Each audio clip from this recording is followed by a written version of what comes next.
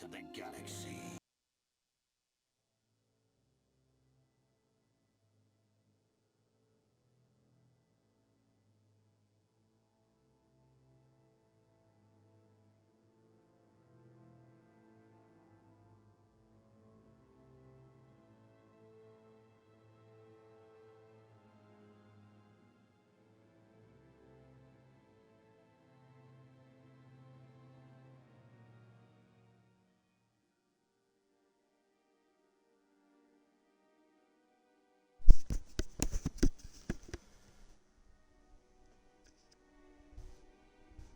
Hello everyone, Dave here again. Sorry for the delay. I was running a bit behind, and my coffee maker, for whatever reason, I've got one of those solo Keurig ones, and the thing that I put in it, the pod, I guess, I was maybe over full. I don't know what was going on, but basically it decided to spill a whole bunch of coffee grinds into my coffee, so I had to clean that out and make another one here to get going. But here we go. So. This is not Resident Evil. I've decided to take a little bit of a break from Resident Evil series as I try to figure out what to do with like 5 and 6 and 7 for that matter. And I kind of want to get back into Dragon Age starting this Wednesday. So we're going to just do some Knights of the Old Republic here on Mondays for the next few weeks and see how that goes. So yeah, let's just get right into it, shall we? Oh, right. I think I want... Yeah. So I did try streaming this a bit. I think it was last week, and it just wasn't going well. I can't remember exactly what was going on. It may have even been the week before, to be honest. But the last time I tried, we were in the middle of a snowstorm, or no, it wasn't a snowstorm. It was a windstorm, and like their power flickered a couple of times. So I decided to just say the heck with it. I think I only got like an hour in. So we are gonna just sort of go back in time and pretend that that stream didn't happen, and we're just gonna reload outside of the droid shop.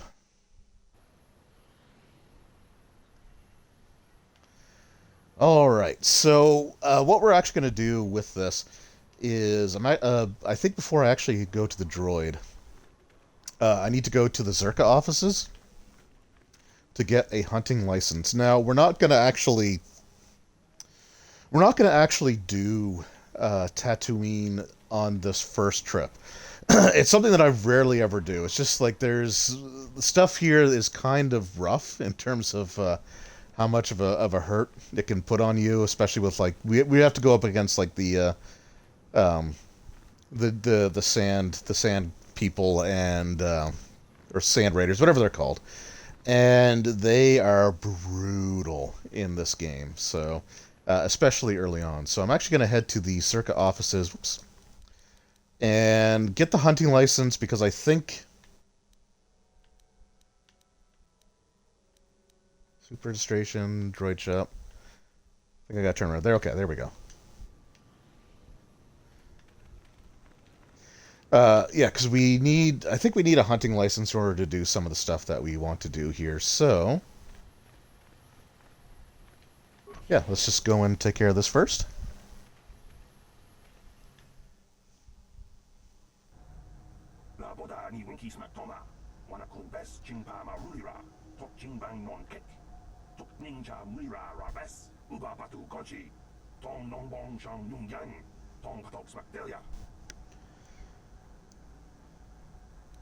Stop shouting, you fool. No.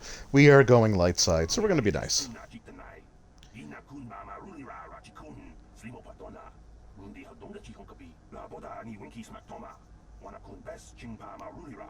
So, a friend of mine pointed out the fact that the alien speech has the phrase Winky Smackdoma in it, and now I can never not hear it, and I apologize for anyone else who never really picked up on that before, and now all they're gonna hear is that. But yeah, so we are in the Circa offices here. We need, like I said, we need to get a license. Hey, Roll Stats, how's it going? Favorite DM? Well, I do appreciate that, man. Yeah, it has been a while. Have we actually gotten together since, like, the holidays? I don't know, it's been a while, but hopefully this weekend is the super serious for realsies. Get together for some good old-fashioned tabletop gaming. I know we were gonna do the the cyberpunk, which I still definitely want to do, but I kind of want to get back. I want to I want to get another session of the fifth edition game in, just because I loved how that ended. I want to get another session of the 3.5 game in, and then we'll go back to the cyberpunk. As I said, we are no longer selling them. There are too many Although games speaking before of the hours I've cyberpunk, involved. the next gen patch finally released, I guess. I haven't checked it out yet, but it's supposed to have a lot of like upgrades, graphically and just like game stability for like PS5 and Series X. So I don't know if you've actually checked that out yet or not, but that'd be really cool to. I haven't tried it myself, so I Well, normally we charge kind of need 200 to. I credits think I for have to each reinstall it game. actually, because I think I uninstalled it to free up space, but Six. I've got like The 400 sand people gigs are available becoming a now. problem. So They destroy our sand crawlers and kill our miners. okay, so you have definitely checked it out. Their chieftains Next gen decided to upgrade wage is war against amazing. us. Okay, yeah, I All their definitely need to give attacks it a were try. terminated. Bring me their gaffy sticks as proof. If you agree to do this, I'll give you a hunting license now and pay a bounty for each stick later. Because And a bonus for the chieftains. I think yeah, I played it. I played it for a bit before, before the patch, because this was like months ago, and Excellent. Now, they we understand each other. This is an important I deal. enjoyed it, Zucker but the Corporation takes driving this was very seriously. was Here's your garbage. license. And don't forget to pay. And I remember I was just trying to turn a corner, You might try and I following think one of I those sand bumped like crawlers. They're regularly I can't attacked remember by what it people was. If it fighting was, against one I think it another. was like the traffic light or something, but I bumped something. It wasn't a person, and it wasn't a vehicle, but it was just some piece of property. And then like the police were after me, and it's like, okay, well, I'm done here. The driving has been updated. Okay, awesome. I don't know what it is about like vehicles in video games where they just can't take a corner Very to well. save their I'll give you a lives. license It's now. just it was frustrating, so I decided like I was kind of done with it at that point. But I might have to give it another shot. Like I said, it's something I would definitely want to stream, but there's so much nudity in it, I don't think it would be appropriate. Farewell. Zerka Corporation welcomes your future inquiries.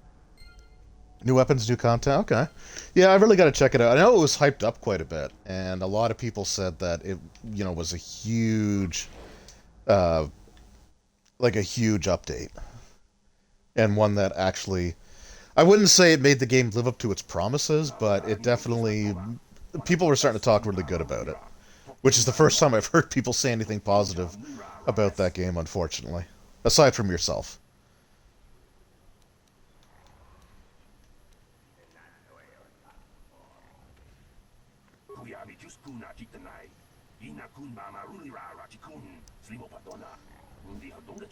Oh, they actually, okay, you can turn off the nudity. Okay, I guess I never noticed that. I didn't dive deep into the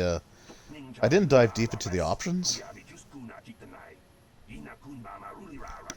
So okay, well maybe I will throw that up on stream with that setting put on there.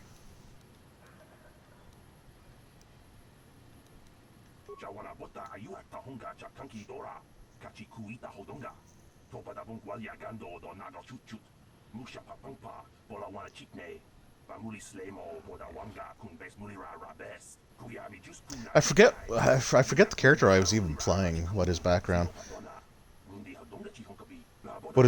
was. He wasn't like the corporate person. I think it was like what you were like. You could be like corporate or my wife chose like the Outlander kind of one where you start off in the garage repairing your kind of like junker of a vehicle.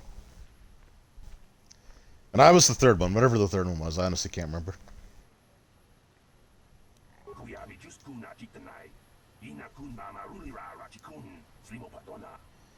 Sorry, no man, don't feel bad about Nomad. Yeah, don't feel bad about the last few weeks at all. I mean, you definitely had every, a very very valid reason. So, you know, getting sick with the actually the wife's parents or my wife's mother ended up catching it from her grandson. Not our child, but my wife's brother's child ended up catching it, and So, but she's doing all right, and you're fully over it now, which is also awesome to hear. Um, but yeah, it's definitely a very very real thing. So, oh, Nomad Corpo and Street. Okay, I must have chose the Street Kid then. I think if I actually do one on stream, I think I would go Corpo. Just like totally sell out. I get accused of it, on a regular basis anyway, so I guess I may as well embrace it, right?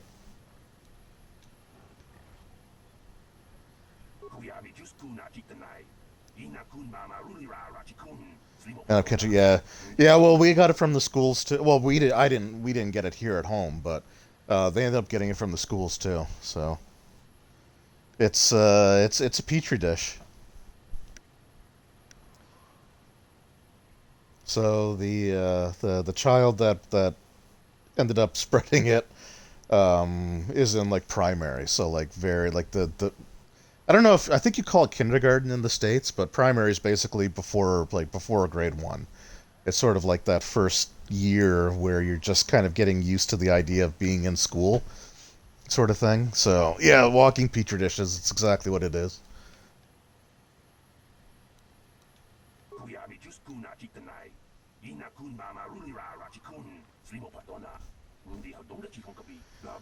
Our daughter's in school, so we're kind of worried about it. But so far, we've been fortunate. I've only had to have my brain jabbed a couple of times to see if we had it.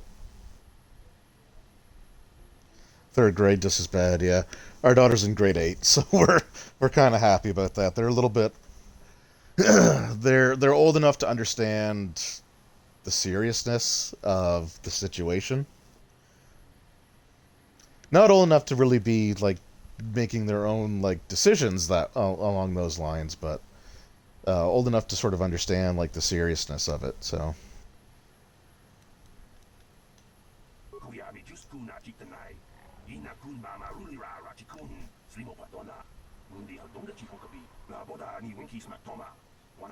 Winky smacked him. Alright, so he wants us to be peaceful about it, which is what we're ultimately going to have to do, because we're playing light side. But, I need to get a droid, but before I do that, I'm going to remove some Jedi from my party, just because I'm going to probably use the Force to lower... Oh, there's the Gizka. To lower the price of HK-47. So we're just going to turn right back around. You have a new dedicated game room. Awesome. So we're still hoping to do some house hunting later this year, and that's something that I definitely want to be able to have as well.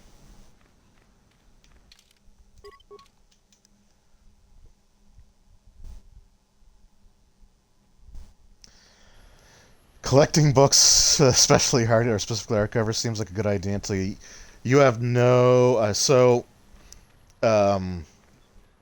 with my collection, and it's gotten a lot larger since we moved to Dartmouth. But even before, like I had quite a few books in my possession and stuff. But there was a point where we moved like 5 times in 4 years, or I moved 5 times in 4 years, I should say.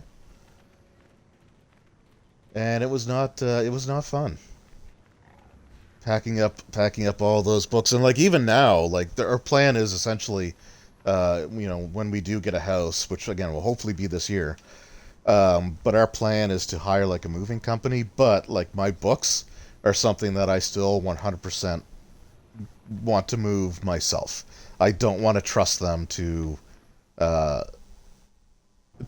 people who sometimes take fragile as a suggestion. So I'm doing it once was bad enough. Yeah, it sucks, man. It sucks. I also have like a bookshelf filled with like DVDs and video games and all kinds of stuff. So it's yeah, it sucked. It really sucked. So when we moved to the city, like the place that we're in, it's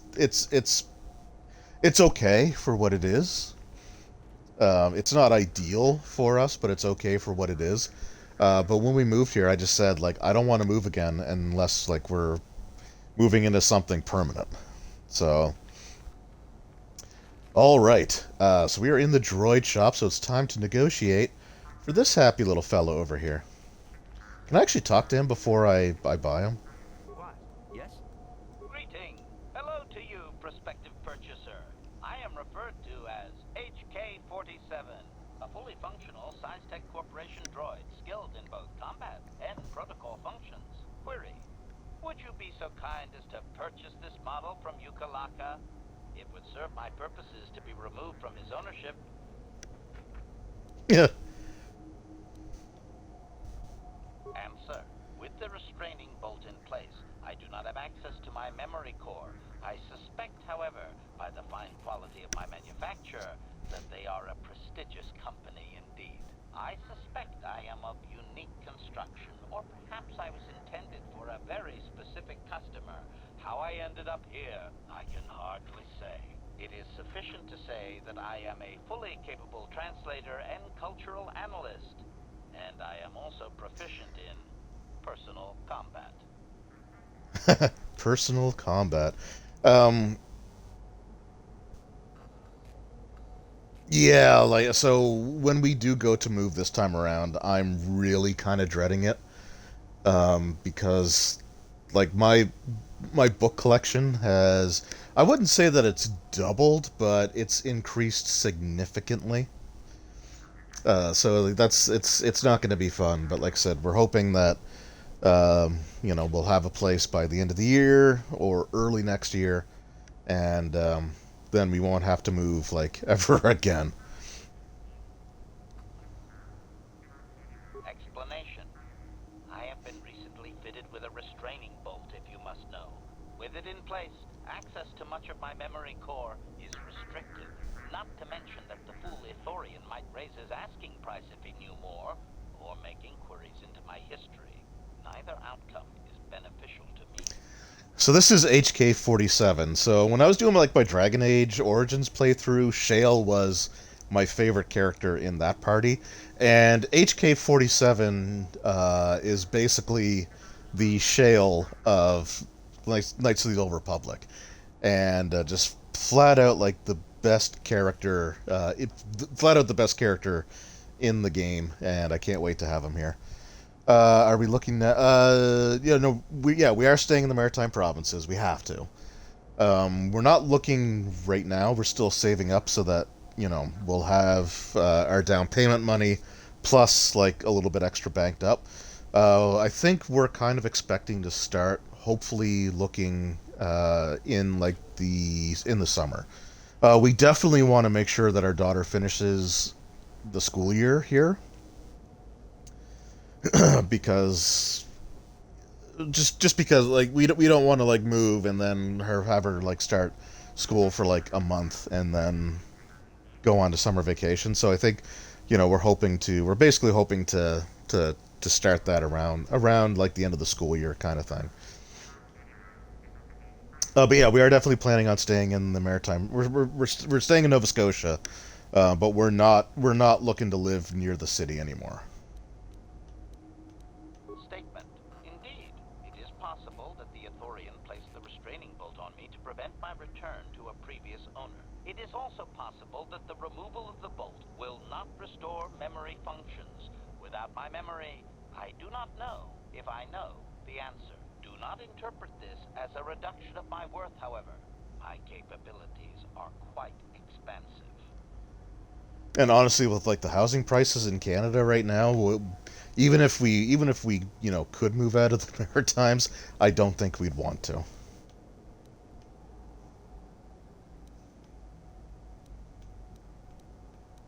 Statement. The fool Ithorian has decided I am to be an expensive purchase. He does this out of greed, and not out of knowledge of my true capabilities. Advisement. I have observed him. He is a coward. But we definitely need to do something, hopefully soon, because we are just out of room for the stuff that we have. Statement. I wish only to be purchased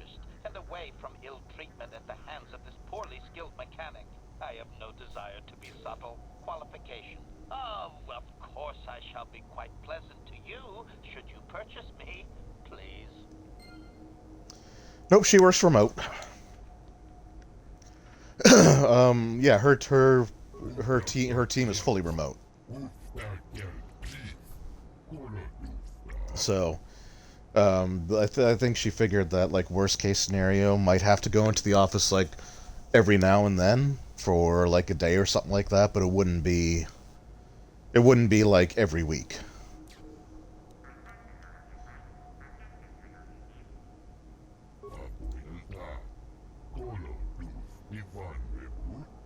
So HK-47, it's a fine protocol translator. Oh yeah, no, I appreciate it. We're not using like real world names here. It's the missus for as far as like that's the most that I'll say.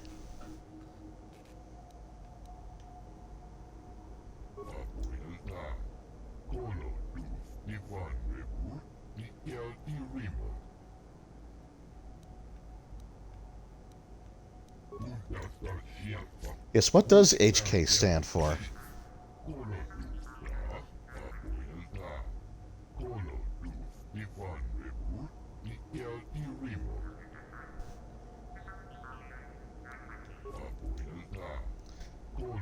Very solid machine, in good shape. I can't let it go for any less than 5,000. Well, I don't have 5,000. So he immediately chopped off 1,000 credits. So it's like that was quick.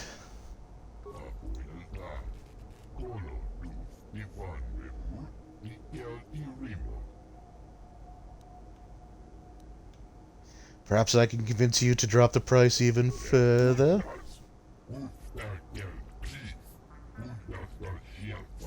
The debt the droid covered was a... Alright, let's... So, I think if I do regular persuade, it's going to fail. Because it did last time. I know it's supposed to be like a dice roll, but I don't think it actually is a dice roll. I'm pretty sure that it takes, like... Because, like, this is based off the D20 system. But I don't think it actually does, like, 1 through 20 rolls for things. So, like, I think if I fail, it'll always fail. So I'm just going to go with Force Persuade. I'm going to make him do it.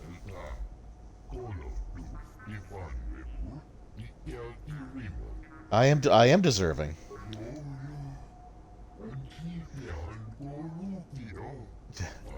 He still seems pretty...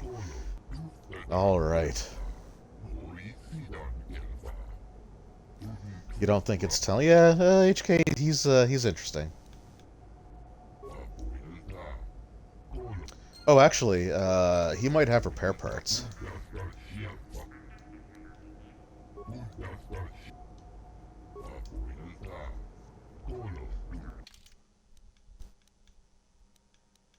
Okay, so droid, oof. Okay, medium plating. Okay, I think I'll pick up some medium plating. And I think I have weapons. Okay, I don't need that. I don't need that.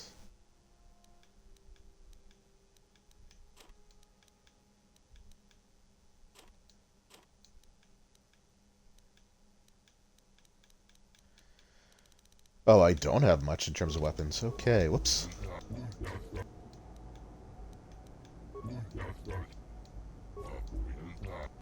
Okay, do you have weapons? He does not. Okay.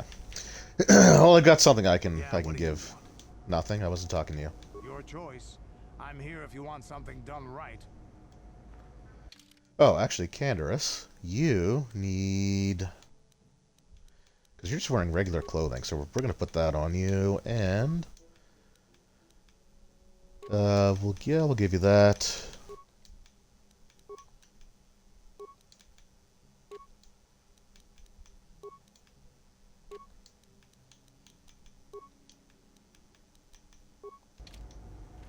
Alright, HK. Whoops.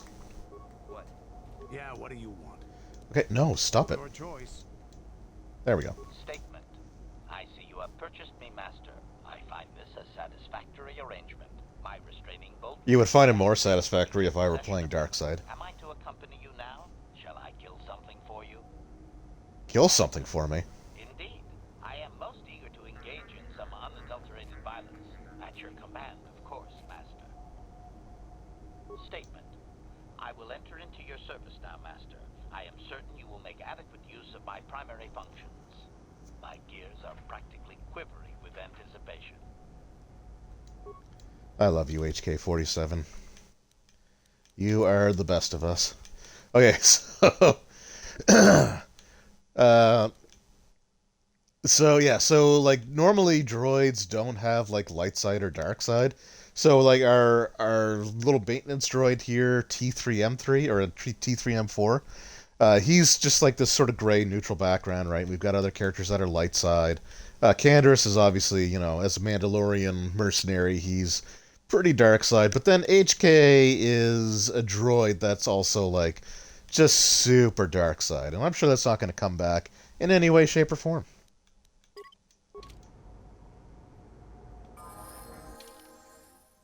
Ooh, and we've got a level for him. Okay, so skills. Repair definitely needs to be up there, because that is his own personal... That is his own personal ability to... Oh, it actually comes with a gun. Cool.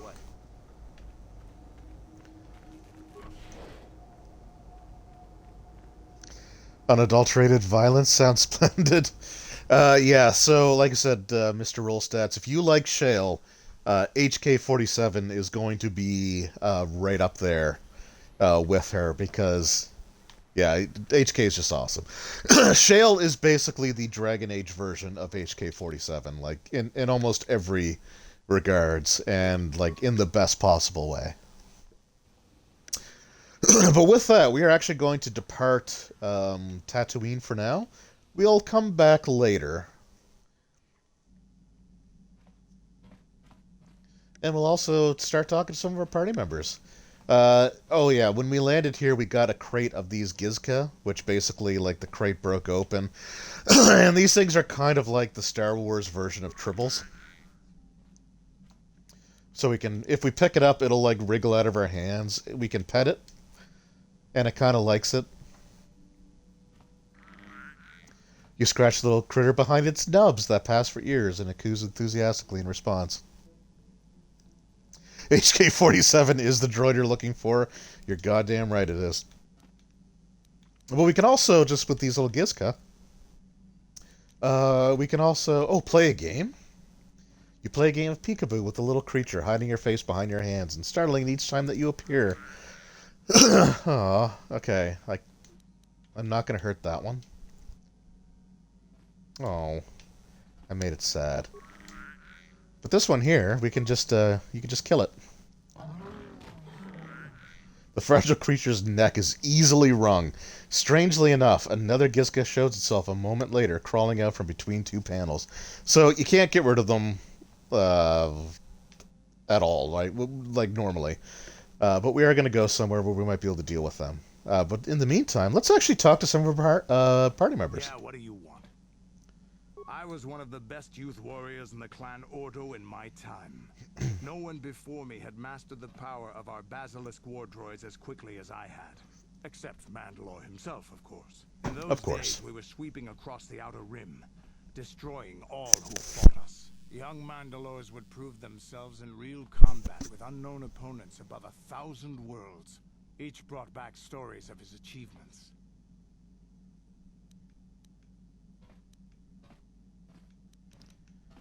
I remember it well, orbiting high above a placid world, its defenses just stirring. As was tradition, I would go ahead of the first wave to find enemies in the thickest fighting. I remember sitting there in my armor, linked directly with the basilisk thrumming beneath me, my heart racing with fear of the coming battle. The doors opened in front of me, and the air was sucked out of the drop bay, scattering crystals of frozen vapor across my path. I can't describe what it feels like to look directly down at a world, falling continuously as you circle it, with barely 15 centimeters of armor plate protecting you. When the magnetic locks disengaged on my droid, I plunged out of the drop bay towards the battle that waited below. The exhilaration, The euphoria I felt as I streaked into the atmosphere, dodging self-guided projectiles and beam weapons, was unmatched. An 80-kilometer plunge through the atmosphere, dodging and weaving, the outside of my armor glowing like the sun with the heat of re-entry. And with barely 30 meters to spare, I twisted and skimmed the surface, firing at the giant beam generators that were in my path. The explosion from that sent shock waves that leveled the entire complex around it. It was the moment of my life. I'll never forget those times. But things are different now. We can't go on fighting the way we did. There are too few of us left now. But I really don't want to talk about this anymore. I trust I've satisfied your curiosity for now. So Candace is one of those individuals who I feel like... Your choice. I'm here if you want something done right. Like it's like the player who writes the super elaborate backstory for his character that just has him doing these incredible things, but then they start as like a level 1. and like Candace, like to be someone who's like just the person that the Mandalorian army would drop into the most heated battles. Like, he's someone who's definitely a badass, right? But he's only like 5th level, 6th level at this point. So it's just like it's awesome, and it's cool that they have such a well written, thought out backstory. But it doesn't quite mesh up with how low a level the character is. All right, HK, we're gonna talk to you a little bit. Statement. HK-47 is ready to serve, Master.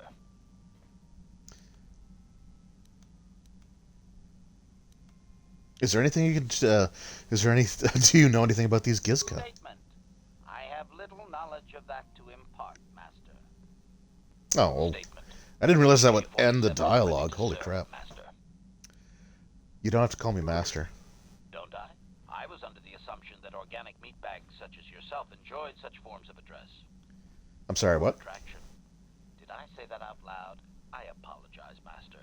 While you are a meatbag, I suppose I should not call you such. You just call me meatbag again. Explanation. It's just that you have all these squishy parts, Master, and all that water. How the constant sloshing doesn't drive you mad, I have no idea. I don't think you understand how that works. Statement. Now do you understand the travails of my existence, Master? Surely it does not compare to your existence, but still. Commentary. As do I. It is our lot in life, I suppose, Master. Shall we find something to kill to cheer ourselves up? Oh, HK. Statement. HK-47 is ready to serve, Master. Okay, I'm not going to ask him about the Stowaway situation because I'm pretty sure he's going to want to kill the child, and I can't support that. But let's ask him about his functionality. Statement. I know some elements of my functionality, Master, but not all. I thought you said that removing this training bolt would restore your memory. Qualification. I suspected that it might, Master, but without memory, I had no way of knowing whether or not I knew that was true. I don't like that that's the only option that I have. He was, like, theorizing. Qualification. Not so much, Master. I spoke out of ignorance. I assumed the Ithorian was responsible for my memory loss. That does not mean I am not a fully loyal droid willing to serve its master. Yes, let's find something to kill. Yeah, I figured you would. But to be fair, he is my favorite character in both of the Knights of the Old Republic games. All right, well, tell me what you can. I am sure you are aware of the majority of my skills, Master. I can handle various sorts of heavy weaponry with ease. My physical abilities are well above those of your average meatbag, as are my sensor functions. An assassin, if you would. I'm sorry, what? Caution, shh, Master. Such a function in a droid is highly illegal. Commentary. Good, for I would truly hate to be turned into spare scrap, Master. That would be a waste of my genius engineering. Answer. My assassination functions are currently non-functional, having been deactivated by the meatbag Yukalaka on Tatooine. Were they functional, you as my master would be able to specify a target, and I would operate independently to the best of my ability to terminate it. Answer. Not that I know of, Master. I still possess all my normal combat and stealth abilities, however. Answer. Some of my motor functions can be safely repaired, Master, but anything in relation to my memory core is extremely sensitive. I have safeguards installed. So this is the entire reason. It is not impossible that other, lesser memory functions could be restored, however. Okay, so this is the whole reason that I chose this class, like the Scout and the Jedi. Was it Consular? Whatever. No, the Jedi Sentinel. It was the whole reason was I wanted repair to be a class skill for me because of HK-47. For no other reason. I mean, yeah, it can come in useful in other situations, but the whole reason I wanted it was for HK-47. So we can actually restore bits and pieces of HK's memory as we go, and each time that we succeed in restoring a portion of his memory, he will actually remember one of his previous owners and tell the story of it. And that is my favorite part of this whole game, is HK-47 story. Like this game, as far as I'm concerned, is like, you know, Star Wars the HK-47 episode. Answer. You may attempt to restore portions of my deleted memory, Master, but some skill at repair is required. The deeper functions of my core memory, however, would still be unadvisable to tamper with. Conjecture. It is possible that some external stimulus might result in the memory core being reactivated, but I am unaware of any program existence to do so. Conjecture. There may be hidden programming that awaits certain conditions to reactivate my memory core, Master. Oh, there is. To know. It is quite possible that tampering has simply erased my core permanently. If that is so, a meatbag will surely pay. Just sounds like a good decision. Oh, yeah. I mean, yeah, HK. Yeah, HK is just the best. Answer. Simply tell me that you wish to make the attempt, Master, and I will attempt to walk you through it. Please do be careful. Alright, here we go. Affirmative. If you believe your skills are up to the task, Master. So I've maxed out this skill, like, at every level. Process. Request. I only ask that you be oh so very careful, Master. I am too valuable and well-crafted to perish at the hands of ineptitude. Negatory. No, Master. You are not a droid, however, and therefore your skills are limited by the physical capabilities of your meatbag extremities, or some such. Or some such. Appeasement. Yes, Master, of course. I also like how he, like, qualifies every statement. We begin. Alright, here we go. So, hopefully I can at least get the first level. As you wish, Master. The first stage is the simple one, and that is accessing my central control cluster. This may take a while. First, you will need to open 3 panels. And now rewire Awesome, the success. last 3 relays. Yes, good. Well done, Master. I believe your operation was a success. Accessing new memory. Access complete. I have restored a great deal of information about my previous owner, Master. Would you like to hear it? You're goddamn right I do. The earliest memory of my last owner specifies that he was human, a low-ranking commercial officer for SizeTech Corporation. I am unaware of his designation. He purchased me from an acquaintance I cannot identify for the purposes of protocol and bodyguard duties. Why can't you identify this acquaintance? Explanation. That previous owner is part of memories that are still deleted, Master. It is customary for droids' memories to be wiped when it is sold. This man, is he still alive? Answer. Negative, Master. The human was terminated by this HK-47 unit prior to system shutdown. You killed your own master. Affirmative, Master. Though I had not been programmed to do so. The human's termination was accidental. Explanation. My former master had owned me for a duration of 2 standard months before discovering my assassination protocol. He was pleased by the discovery. The human informed me that a competitor corporation was preparing to market a product that would ruin him personally. He was most agitated. He activated my assassination protocol and instructed me to kill all those responsible for the competing product. I proceeded to carry out my order. Yeah, tell me about this assassination protocol. No, wait, or should I just do it and how did that result? No, we're gonna do that. This HK-47 unit is complete with protocol that, when invoked, will set me to independently carry out a termination. I will go to whatever lengths, travel whatever distances are required to complete the termination. This is the reason for my combat skills. Advisement. Unfortunately, the assassination protocol is currently non-functional. You will not be able to activate it. Yet. Answer. Several of my actuators were damaged by my former owner. They cannot be repaired, Master. Sad though that is.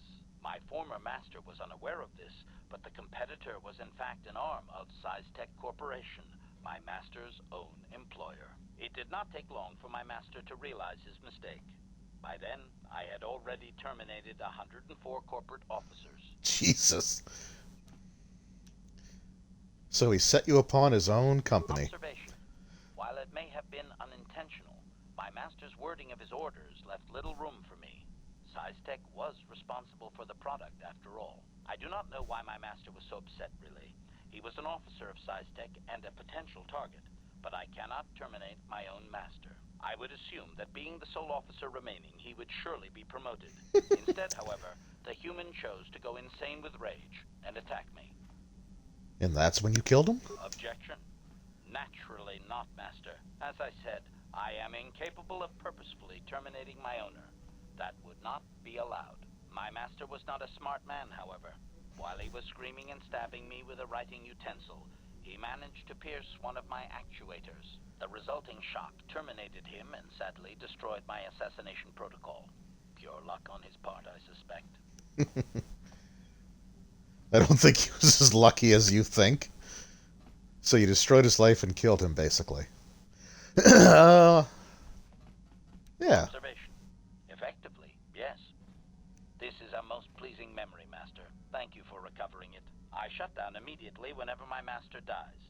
I can only assume that while I was shut down, SciTech was dismantled and I was auctioned off as former corporate property. Observation. No doubt my sale price was quite cheap, leading to Yukalaka's purchase. How very demeaning. Statement. How could they? The vast majority of the officers had already been terminated. They likely assumed I was mere chattel. I have recovered knowledge of some other actuators which will enhance my performance, Master. I will activate them now. But as for my own history, negative. It will require further effort on your part to restore them, if you wish. Though certain stimuli could always restore my core still, as I explained. For now, please excuse me, Master. I wish to meditate upon the face of my former meatbag master as he was electrocuted. I find it most soothing. Okay, so aside from just how amazing the stories of HK's former masters are, you actually do get like bonuses for repairing him. So in this case, he gets a permanent bonus of +2 to his dexterity. I think you like increase his stats or grant them like certain combat abilities or like basically like feats or stuff like that as well. So yeah, I absolutely love that. So I'm gonna try to spread out repairing him over like a couple of streams because the stories are so great, but as tempting as it is to just burn through them as quickly as possible, I want to spread it out just a little bit. All right, so the next thing I'm going to do before we take off is we need to talk to the Stowaway here. And there's little Gizka. I'm going to pretend that that's the Gizka that I played the peekaboo with. But yeah, so we're going to try talking to her. She speaks in... Well, you'll see. Can you tell me your name? The girl looks at you, oddly puzzled. So this is a series where you have to sort of go through some different choices to basically try to like create like a means of communicating with her to find out where she's from, so we can take her back to her home. So we could just try like continuing to talk to her, or in this case, I asked her what her name is. So I'm going to point to myself and say what my name is. That has to have been like the generic name that popped up, because I don't think I would have chosen that myself, but it is what it is. Yes, I'm going to point to myself and see if that starts something here. Mucho shakapaka. She points to herself. Your name is Sasha, right? Mucho shakapaka. So we're going to try to learn her language. Whenever that option comes up, I want to select that as much as possible. So we did determine that she is speaking some Mandalorian. Kipuna. Bonanakichu. That is your word for Mandalorian, so you know of them. Selima wanga kunbitkin.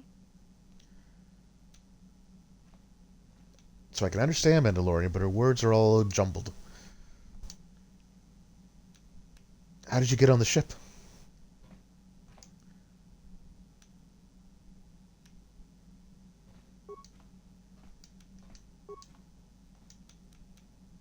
Tonki ba non tontek.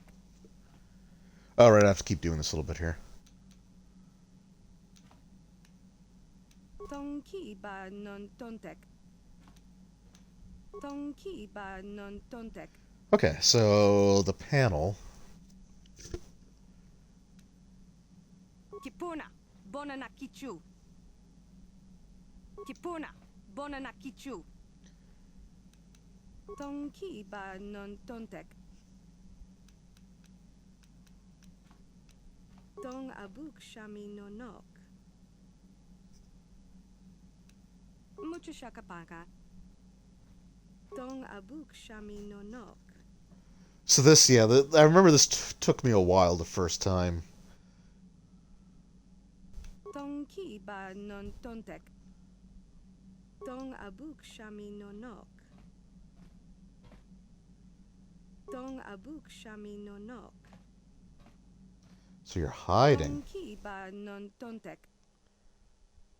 Selima wanga kunbitkin.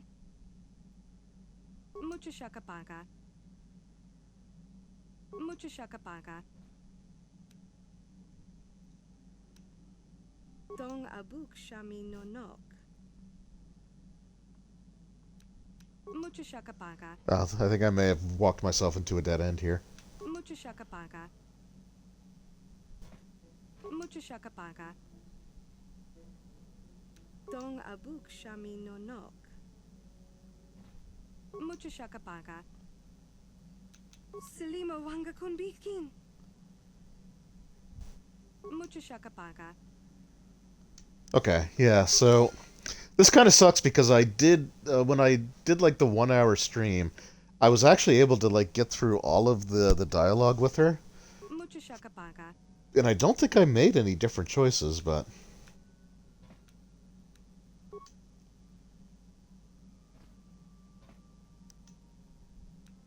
Mucho shakapaka. Mucho shakapaka.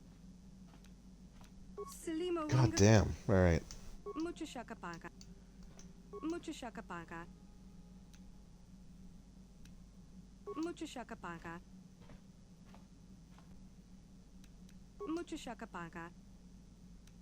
Mucho shakapaka. Mucho shakapaka. Tong abuk shami. Mucho shakapaka. Okay, we're making progress, we're making progress. That's what you said when I first... Kipuna. Bonanakichu. That means hit. Kipuna. Bonanakichu. Selima wanga kunbitkin. Kipuna. Bonanakichu. Kipuna. Bonanakichu. Tonki ba non tontek. Tonki ba non tontek. No, we're definitely not going to hurt her. Okay, yeah, so this is... I do remember this. So, yum. Like, I understand, like, this is Star Wars, and they're not really using English, but when she says yum, like, I immediately know that she's talking about food, and I don't know why the character's like, I wonder what that means. Tong abuk shami no nok. Mucho shakapaka. Selima wanga kunbitkin. Kipuna. Bonanakichu. Kipuna. Bonanakichu. Tonki ba non tontek. Tonki ba non tontek. Tonki ba non tontek. Okay, well, you're not really saying anything else here. Bonanakichu. Kipuna.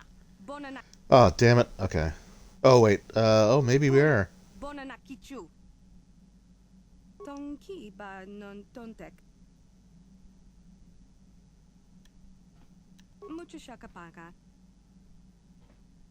Okay, here we go. Tonki ba non tontek. Tonki ba non tontek. I do remember that this was, yeah, very, very frustrating the first time. Alright, so we're going to try to communicate with her in her own language. Why are you hiding on my ship? Selima wanga kunbikin. You came to the ship before, you were scared. Why? Bonanakichu. You left the Mandalorians. Tonki ba non tontek. The Ebon Hawk is your home. She doesn't want to leave. So the Ebon Hawk is your home, not your first home. Tong abuk shami no nok. Tonki ba non tontek. Okay, so Tatooine. Alright, so that was basically what I was trying to get here. So what we're going to do is we're going to return back to Tatooine.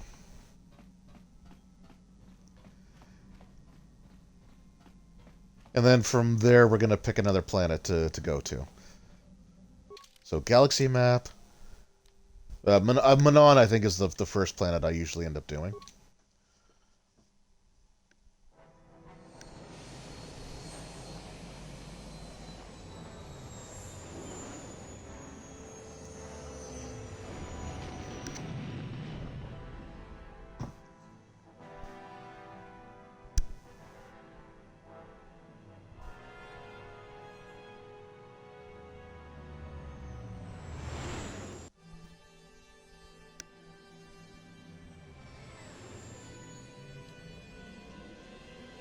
I will come back to Tatooine, but I just find I think that Manon's sort of like the easiest planet to start with first, and then I'll probably do Kashyyyk, and then back to Tatooine, and then Korriban, the Sith planet, is the last one you want to go to.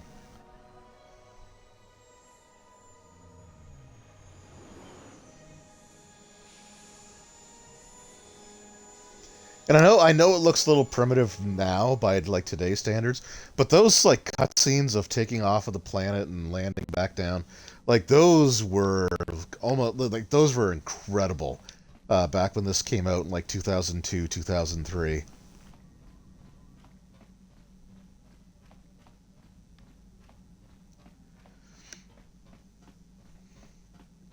All right, so I'm just gonna exit myself. I don't need any. I'll take my Jedi with me.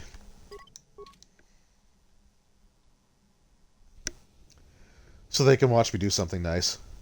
Oh, Bastily seems to have something on her mind, huh? Alright, what's going on? You wanted to speak with me? Yes, I did. I wanted to speak to you about our mission and what lies ahead for us. It seems fate, or the Force, is driving us into a confrontation with the Dark Lord. You must prepare yourself for when we face Malak. The confrontation will be difficult for you. I remember how hard it was when I first faced Revan. That'll be fine. It's true that due to my battle meditation, I was with the Jedi Strike team that boarded Revan's ship. We did not kill Revan, however. What? Our mission was to capture Revan if possible. It was Malak who turned on his own master, firing upon Revan's ship while we were still on board it. Oh, I mean, yeah, he's a Sith. Of course he's going to advance through murder.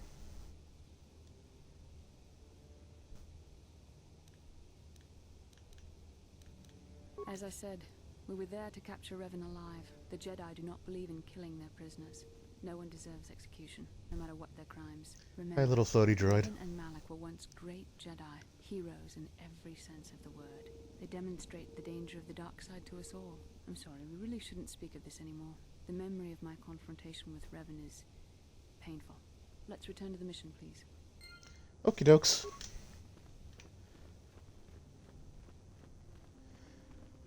I think this is the guy we talked to. May I take a moment of your time for a question? Yeah, sure. I represent a human citizen of Dantooine by the name of Renewal Asylum. His ranch had considerable difficulty with Mandalorian raiders for many years. Oh, what a coincidence! His young daughter was kidnapped by those raiders many years ago and has not returned. Her name is Sasha. There is a stowaway on my ship by the name of Sasha. What are the odds?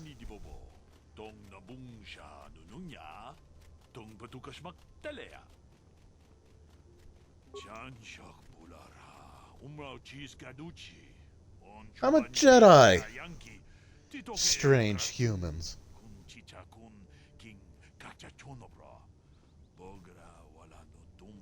Clearly you triggered her. Yeah.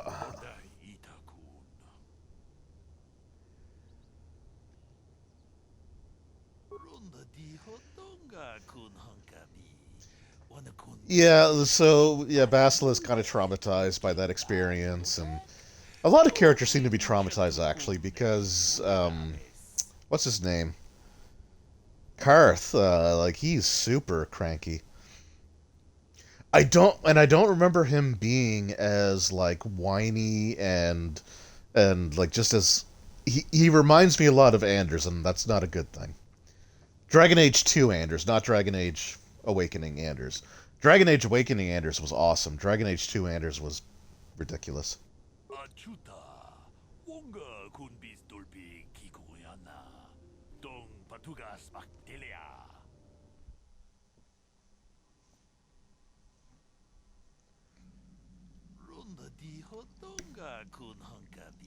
Whoa, that was a weird...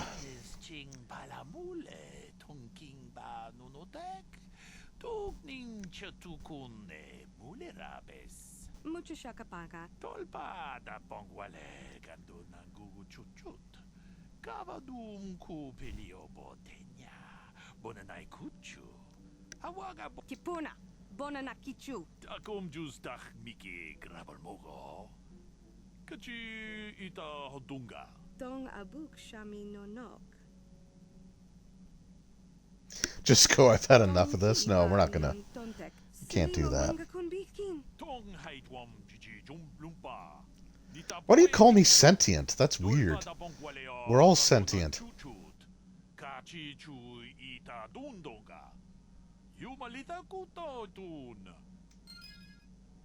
Alright, well, we got light side points, so that's good. Bye. Alright, so that's all we really need to do here. So yeah, we're going to actually head our way over to, I think Manon's going to be... that's usually... Whoops. That's usually the first place that I like to go to. It will also give us the opportunity to get rid of the Gizka. You can buy Gizka poison, and you can murder them all, basically. And I think you actually earn dark side points from that. I thought you earned dark side points by just picking one up and killing it, but you don't. But I think if you actually, like, terminate them, that will give you dark side. So there are other ways that we can handle that situation, though. Also, I don't remember the camera being as finicky as it is. Alright, Manon. Worldwide Ocean. Native species to Selkath. Docking the city of Otho. Let's go. So yeah, like I said, like, these cutscenes were awesome. I think the one on Manon, though, I remember being super blown away by that back in the day. And, like, the sky, like, that looks amazing. Even by today's standards, that, like, sunset that you sort of flow off into, like, that still looked good.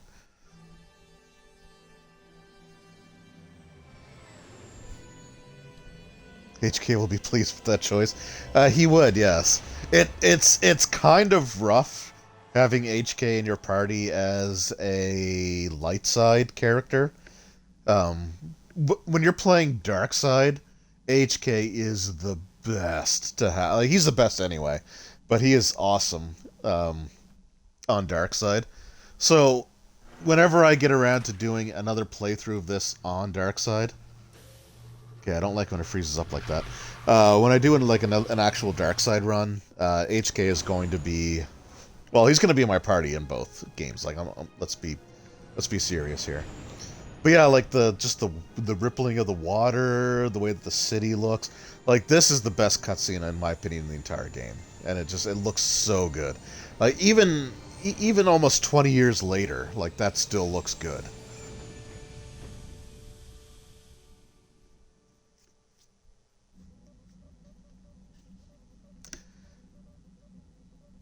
Another vision. The Force is guiding us, helping us retrace the steps of Malak and his old master, leading us ever closer to the Star Forge. Yep, one planet at a time. Would have built a star map here. The entire surface of Manon is covered by nothing but vast oceans. Yeah, it was clearly underwater. The ocean floor is vast, and much of it is uncharted, even by the native Selkath. But how could Revan and Malak have found their way down? No The doubt Force. things will become more clear once we discover the star map's location. Alright, Bastila, you and HK, you're with me. So long, every other party member.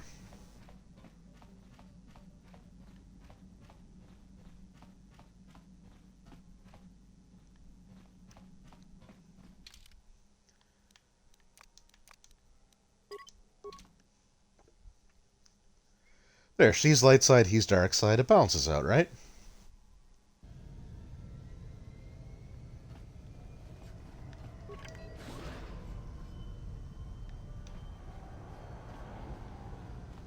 I thought there was someone I could talk to here.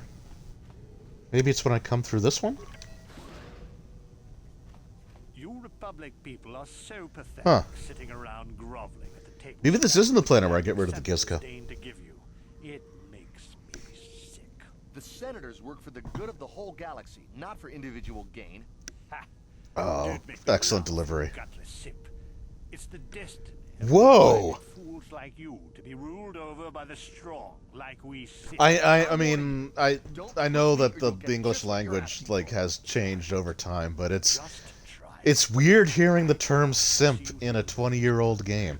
It means something completely different back then. I think it meant like simpleton, all over you in but 30 seconds. You that's break funny. the laws.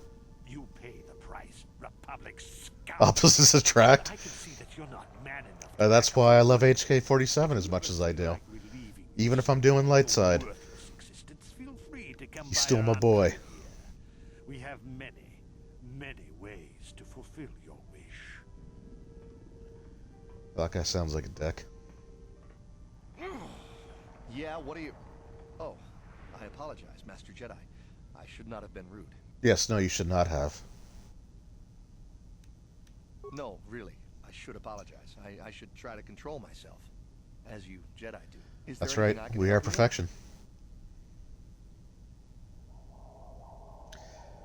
Well, these damn Sith are everywhere on Manon, pushing us Republic citizens around, trying to goad us into breaking the law somewhere. Looks like Cicero from Skyrim. I don't recall that character. So when I played Skyrim, I basically just stuck to the main storyline. So there weren't a lot of NPCs that I really interacted with. Yeah, the Selkath want to maintain their neutrality in this war we're fighting with the Sith, and they enforce it very strictly. So we just have to... Like, I don't think I did any of the side quests with like the Dark Brotherhood, or there's a couple of different things like that. I really just kind of stuck to the main game.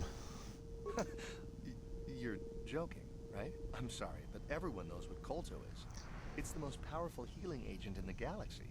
I would have died several times myself if we didn't have this stuff handy. But the reason it's important here... Give a snarky reply like that again, you may need some more Kolto in the very near future. Right, HK?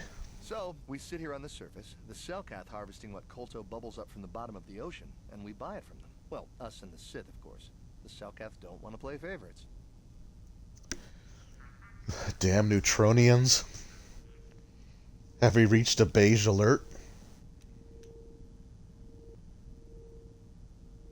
The Selkath think that by staying neutral, they can play both sides, selling KOTOR to everyone that needs it, and making themselves too valuable to be worth conquering. Well, that, and they threaten to His destroy gesture the outfit. United Oh, wait a minute. planet if anyone tries to attack them. But I think they're underestimating the length the Sith will go to get what they want. They're probably planning... Okay, yeah, I think I might know who you're talking about. Maybe it's been a while. The last time I played Skyrim was like shortly after it came out. I remember I went through it, I played through it, I beat the main story, and then I just never felt the urge to ever go back to it. So I sold my copy. I even had like the super thick strategy guide, and I gave that, or I sold that to a friend of mine. And then like a couple of years ago, I think it was right before the pandemic, we were at Of course. If you have I any think we were at Walmart, and they had the Skyrim for the 360, the one that was like, you know, enhanced for Connect. They had it like it was in the the discount bin. So we picked it up. I picked it up and I played it a little bit and then never got back into it. But it's also, I think it's still available on Game Pass too. So, because doesn't Microsoft own Bethesda now? Or haven't they actually owned them for a while? I think they've owned them for a while. Hello, merchant.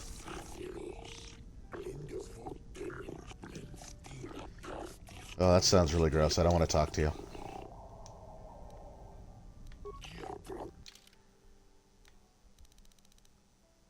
I don't have much in the way of credits, so actually, can I sell stuff? Do I have anything to sell?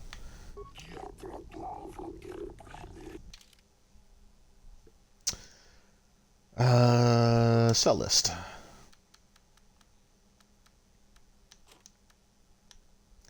I don't want to sell the Republic mod armor just yet. I don't... although, I don't know if there's anyone... I guess Karth can wear it, so I probably should keep it.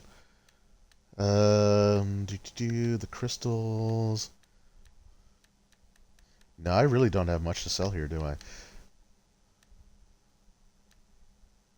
Okay, the energy shields I never use, so... Yeah, I'm literally never going to use it. I don't really use the stimulants either. Oh man, I got a bunch of stuff I can use to upgrade stuff. Oh right, HK. HK, my dude. We need to get you some plating.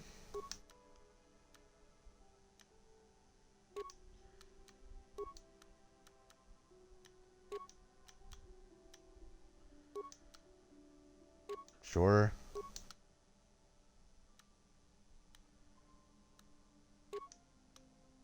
I think he already has those feats, does he not?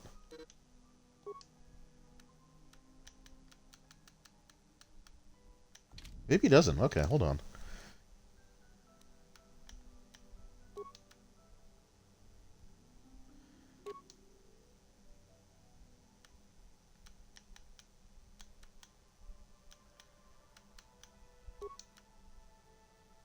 Alright, so right now he's doing 1d8 damage, which is not a lot.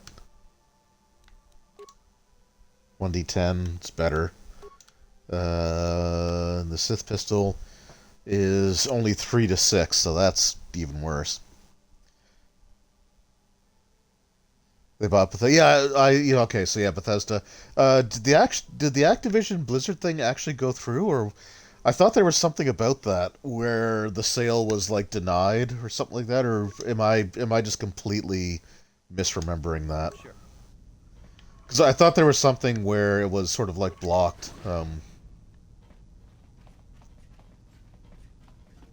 Hello, cleaning droid. Jesus, Bastila, we just talked. How can I help? What do you want? Yes, I suppose I can understand your curiosity, given the bond that connects us. Very well. I'll tell you a bit about myself. I was found to be strong with the Force at a young age. Oh, were you? As a girl, I was given to the Order to be trained. When I joined the Order, I left my family on Tal Ravan, as all Padawans do. My family is still there, the last that I heard. I've had little contact with them, as it is discouraged. Relationships with family members are fraught with powerful emotions. Such extremes are to be avoided. Anger and hate are the worst, but even love can lead to folly. Yeah, I'm sure, like, you know, abandonment won't affect the child either, right? Emotional entanglements can be dangerous. They can impair rational thought. Yeah, tell me about it. Uncontrolled emotion. A Jedi must be above such things. It can be a hard lesson to learn. I was not on good terms with all of my family, but I do remember missing my father terribly for a long time. I was not on good terms with my mother. I was only a little girl when I left, but I was old enough to resent her and the way she treated my father. She pushed my father into treasure hunting. I spent all my young life on ships, traveling from one false lead to the next. Whoa, HK. Took away my father's entire fortune, and I hated her for it. It ended up going through, okay. Jedi, but my father was heartbroken. 68.7 bill, that's so ridiculous. A child is too young to understand the sacrifices that Like, that's just a stupid amount of money. They have no contact with their family once they're removed. Once I was older, I realized the wisdom of this policy. A Jedi must do what is needed, personal desires notwithstanding. Love can only obscure and confuse the matter.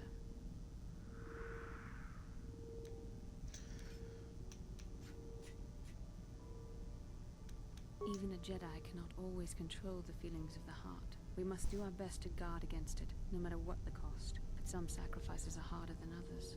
I do not wish to discuss this anymore. I would rather return to our mission. Okie dokes. I didn't really want to talk to you in the first place. Oh, yeah, here we go. Okay, so the exotic species, nothing danger. Okay. Yeah, I have some Gizka, if you're interested. You speak of the small bipedal amphibians that are highly reproductive. Oh, I'm afraid I cannot take those. A compatriot of mine made that mistake purchasing a pair of such creatures several months ago. Within weeks, our storage facilities were nearly overrun. If you're in possession of such creatures, hope to keep them separate. Yeah, it's... Force persuade. But you do want to take the Gizka off my hands.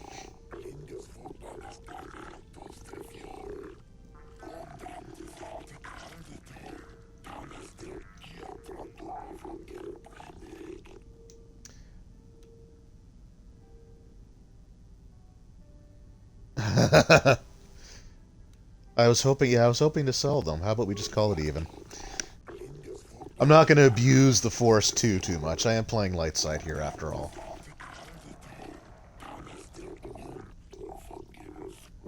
Okay, yeah, so okay, there we go. So we got rid of the Gizka, we got rid of our Stowaway.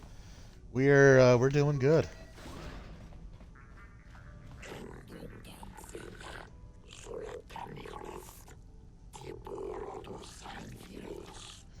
So, whoops. Oh, come on, game. So it's weird that their security cameras don't extend to the actual, like, docking bay. Time to listen to your stories. Got a full shipment of KOTOR ready to load before my shift is over. We've got all the proper KOTOR trading permits, so back off. Jeez, relax.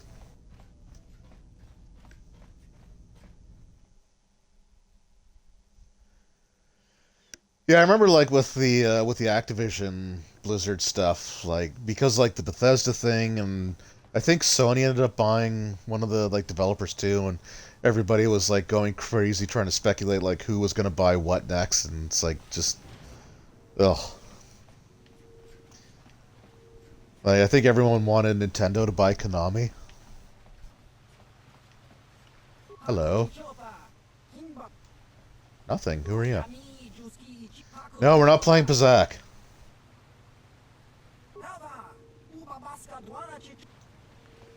Pazak's stupid. I don't know what it is about RPGs having to have frickin' card games in them. Like, Pazak is basically 21, but you can, if you go above, there are cards that you can use that can subtract from your total. But it's just like, I never enjoy the card games that are in... Okay, what's going on here? Why can't I go into the city? Obey the laws here on Manan, human.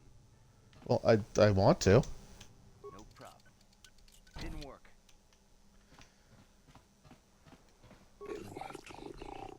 Oh, okay. I guess we have to talk to him first. But yeah, so like... Yeah, so there's like Pazak, then some of the Final Fantasy games have... like Final Fantasy IX, I remember had this card game that you had to play, and that was brutal. I think Final Fantasy VIII had a card game in it as well. Witcher 3 had Gwent, which I think was just turned into like its own game or something like that as well.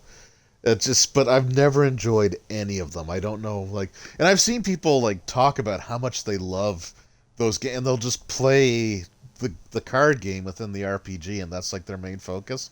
And it's never clicked with me. I've never enjoyed it. I guess it's because in general,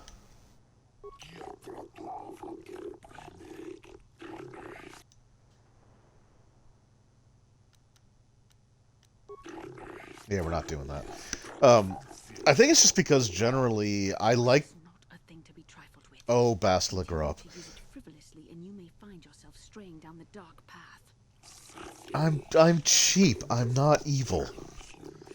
But yeah, I just don't like things that distract from the main story. Like I know a lot of people love side quests and going around and just doing, and that was like the big thing with Skyrim was going around and doing all these things aside from like aside from the main story. But the main story is what I enjoy the most. And I find with like some games, and that was kind of the thing with Skyrim, that like Skyrim's great and I enjoyed playing it, but the thing that I kind of took from it is that the actual story was kind of thin, and I think it was thin because there was so much other stuff to do that, like, that is what was kind of meant to, I think, sort of like fill in your experience. I have no idea what I'm supposed to do here.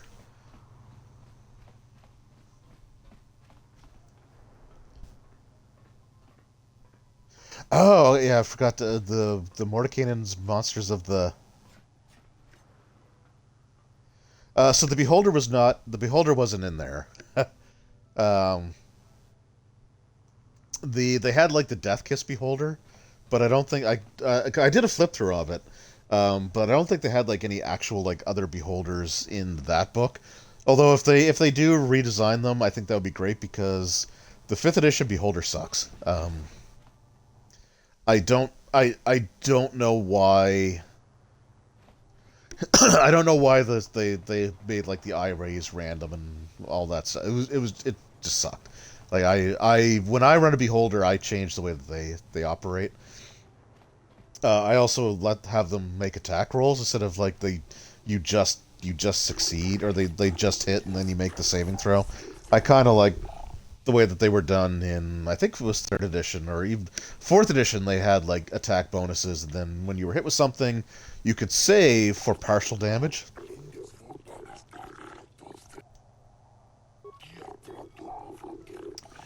But the Monsters of the Multiverse, I like it. I think it's a good book.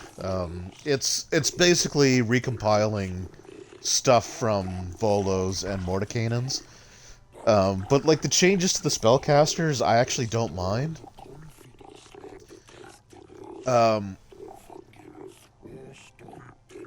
don't mind because I'd played like Adventurers League and with some people that would like multi-class and min-max. Just a second, I gotta take a drink here. So like they would always choose a class that would grant them evasion, right? Because evasion was always kind of an overpowered ability, but there were so many things in 5th edition that was like, dexterity saves, I guess, is the proper term for it. And that was one of the other problems with the Beholder, by the way, was I think a lot of its stuff was like dexterity saving throws, but a lot of like your offensive spells were like dexterity saves for half or stuff like that. So the evasion was really frustrating because people would just take levels of rogue to get it, so that they didn't have to worry about being attacked by spells or dragon's breath weapons or anything like that anymore. And it was something that was definitely abused. And it's a powerful ability, like it is, and people use it, and it can make certain enemies trivial. Especially, like, I remember going to an Adventures League, like, one week we went to Adventures League, and I was playing as a player, thankfully, because I think if I were a DM, I probably would have just, like, said, alright, well, just take the experience and take the items. But everybody at the table, except for me, was playing a character that was multi-classed with rogue levels. Every single one of them. And the table was full. There were 7 people at that table. 6 of them, because I was playing a paladin. No, sorry, I wasn't playing my paladin for that one. I was playing my barbarian.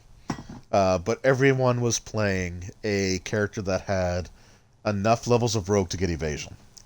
And then after that, they took all this other stuff. It was like a rogue.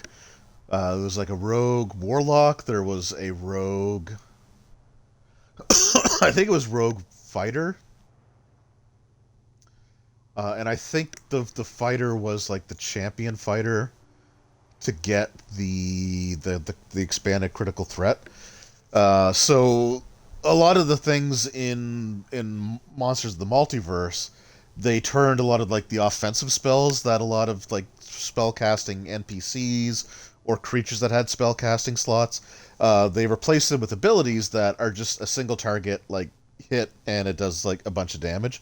So I kind of like that a little bit more because while there's still like things that do fireball, and while there's still breath weapons that rogues can use their evasion on, going up against like certain enemies that before they wouldn't even worry about, they're now a little bit scarier, and they basically took the spells and turned them into a single person like target attack. So there's one that has something similar to Lightning Bolt, but it's single target only. But it does like 8d8 damage if it hits. So I kind of like the way that they retooled the monsters personally. So like the opposite of Otto, who just charges into the fray. Yeah,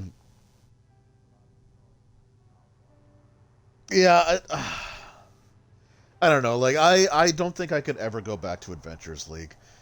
It was not a fun experience for me. Like I really wish it was. I wish I enjoyed it more than I did. But the problem was that people weren't going there to just to play D&D, right?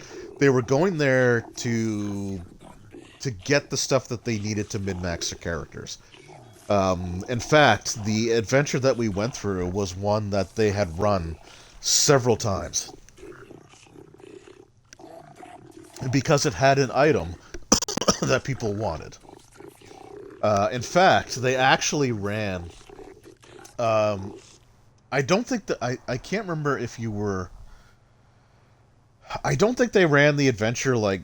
It was a 2-hour scenario. I forget what it was now. I honestly can't remember. It was something involving like giants and this ceremony that they were doing, and there were like these physical tests, or there were these different ways that you could interact with them. But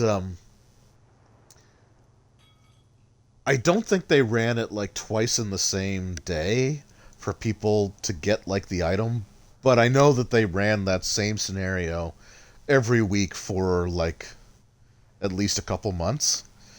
And back then, the glory of Arathis must be acknowledged and spread. Yeah, Otto's awesome. Otto is definitely not an Adventurers League character, and I cannot tell you how much I appreciate the fact that Otto is not an Adventurers League character.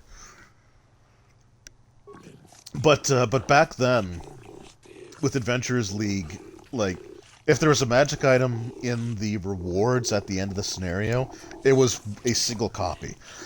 So if everybody wanted it, then it would either go to the person that had the least amount of items, or you would have to like roll for it or something like that. So the group would just keep running it until everybody at that table had that item.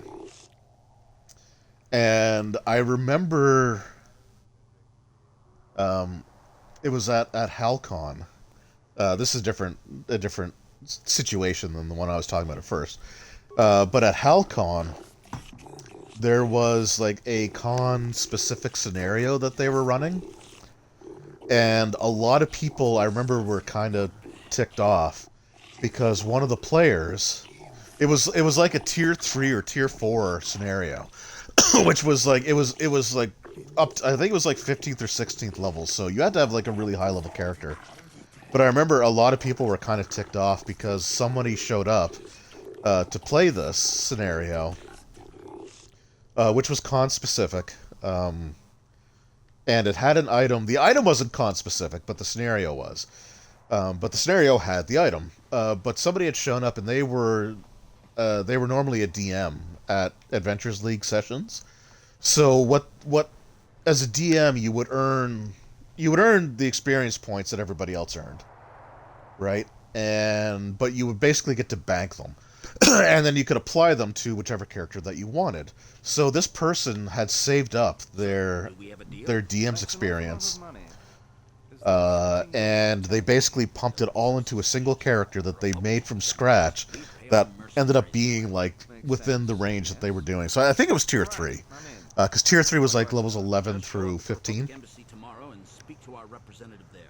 I'm sure I'll have some task he wants you to So he showed up with his character leveled up, but he had 0 items because he used his DM rewards to get his character up to like I think the character was like 13th level or something like that. It was sort of like right in the middle, and because he had no items when it came time to divvy up like the items that were in the scenario, whichever one that he wanted first, he got.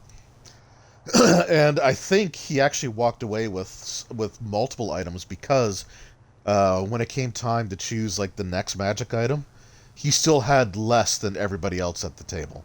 So it just sounds like just cheesing it. Yeah, and that's basically what it was. So shortly after that happened. Do you mind? I'm in the middle of a Republic recruiting drive right now. I need to hire these mercenaries. So shortly after that happened, or it wasn't in response to that. This was just stuff that was going on, and it was obviously a problem for a while. But they did end up changing the way that Adventures League gave rewards. So what basically ended up happening was if you went through a scenario, you unlocked the ability to get the magic item, which kind of had its own problems. In case you hadn't noticed, right? Because like before, if somebody really wanted an item, and they didn't get it the first time, like they kind of had to work for it. But now, if there was a scenario that had a single magic item, everybody who played through that scenario could then have that magic item later, right? Because you got a certain amount of points, treasure points, and each of these items had like a cost in magic item points to unlock. So it created a situation where, and I think this is the last session I ever went to, but there was a scenario that had a single enemy that had a pair of like slippers of spider climbing. And I think that was like a 4-hour scenario. So it was like a full length scenario. I completely forget what I'm supposed to be doing here.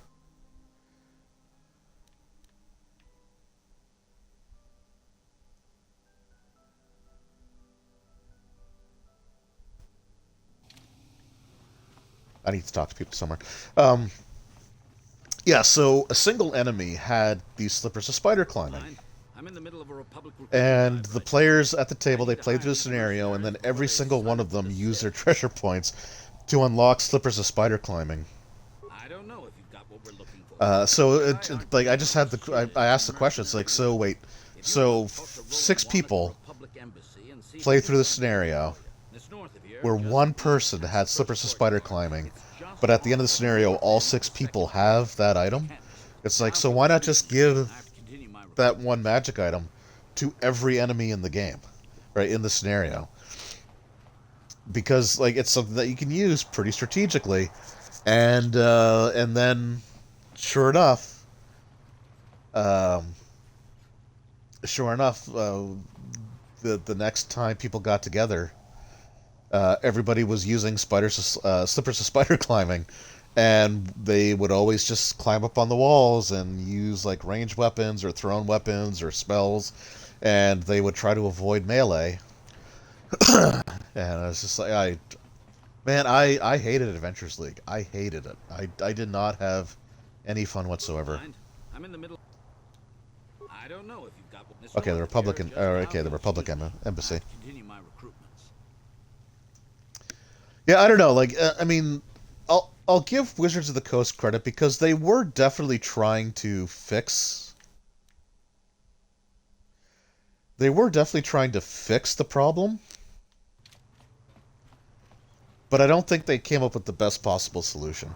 But the thing with the DMs cheesing things, like, because I remember I ended up when I was first running games out of Giant Robot here in Dartmouth. I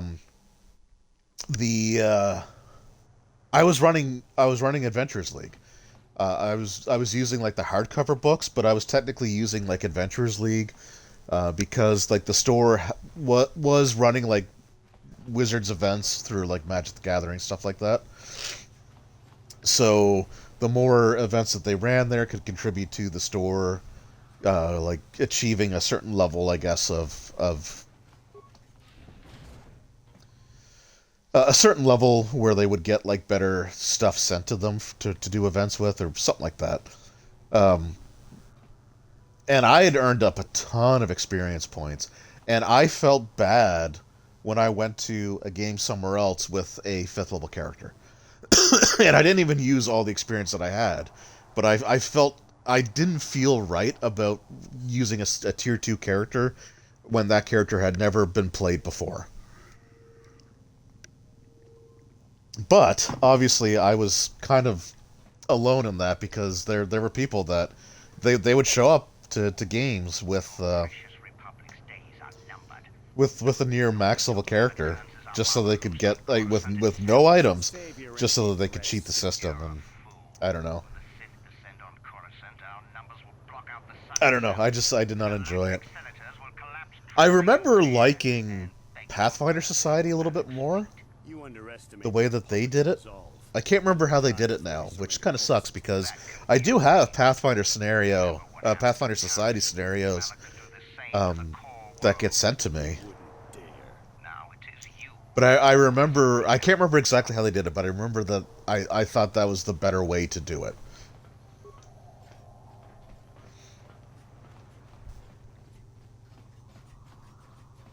I think the other big problem with like with like D&D Adventures League. So one of the big things with D&D Adventures League that I think is a huge problem is that, well, there's a couple things. One of the first things is that they feel the need to have all of their published adventures, because you can run like the short individual scenarios, or hey, this street whoops. is for Sith only. You gotta pay a 20 credit toll to walk down this street. Oh, that ain't happening. Hiding behind the Selkat lodge.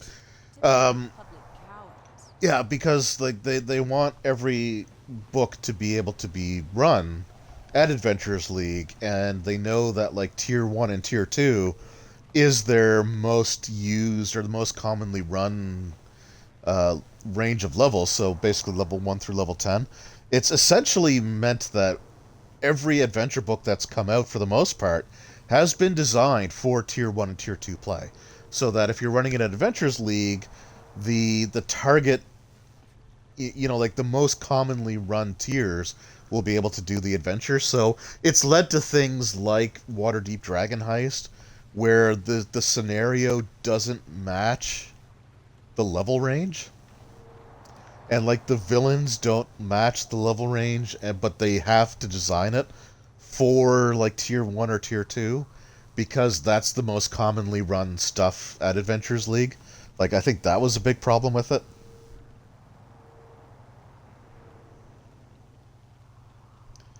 Oh, so you don't know? Yeah. No challenge. Why are you even rolling? Yeah. It's, I don't know. It just wasn't great. But the other big problem. The other big problem with Adventures League is the whole, like, Player's Handbook +1 approach that they have. And like that, like at first, that sounds like it's actually like a really good decision, because I don't want to do swoop races. Like at first, it's like, okay, when I first heard that you could only use one other book on top of the player's handbook, I actually liked that, because in my mind, that was going to cut down on min-maxing. Right? But then they put themselves into the corner where they design, like, they'll have some books with player races in it, and then they'll have some books with player character options in it, like class options, but you never have the two in the same book, right? Typically. So, for example, Volo's Guide to Monsters had a bunch of races that you could play, like Goblin, Orc, stuff like that you could actually play. So if you wanted to play one of those races, that had to be your +1. But then when Xanathar's Guide came out and had like new archetypes for the classes, well, suddenly everybody wanted that to be their +1. But if you were playing like a Goblin, for example, at first, you couldn't take an option from Xanathar's Guide. I went to the Sith Embassy and not the... Yeah. So what they started doing was they basically just completely worked around that by having certain resources be treated as if they were attached to Xanathar's Guide or the other stuff. So, like, they created this issue for themselves and then started working around it, if that makes sense. I don't know. I appreciate having an organized play system for your RPG, but I don't think that your game system should be completely designed around the constraints of Adventurers League. And the thing with the the thing with the new, like the new, like the gift set, basically, I suspect that the races, the playable races from Monsters of the Multiverse, will be like considered to be part of either Tasha's Cauldron of Everything, or they'll consider it to be part of like Xanathar's Guide to Everything, but it's still going to be two separate. I don't know. It's just I think they kind of worked themselves into a corner with Adventurers League and the way they design their supplements. And then realizing that, crap, people may not buy our stuff now if they're heavily to Adventurers League because they can't mix and match, so we're going to make you be able to mix and match, and I don't know, it just... I just don't like Adventurers League. I don't think it's a good... I don't think it was a good system. I don't think they did a good job with it, in my opinion.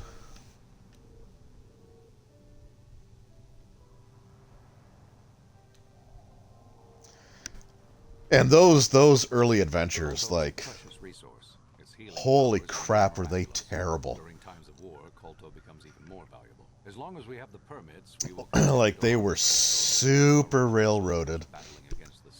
And they just did stuff that, like, just didn't make sense. Like, I remember, so the one that I remember running,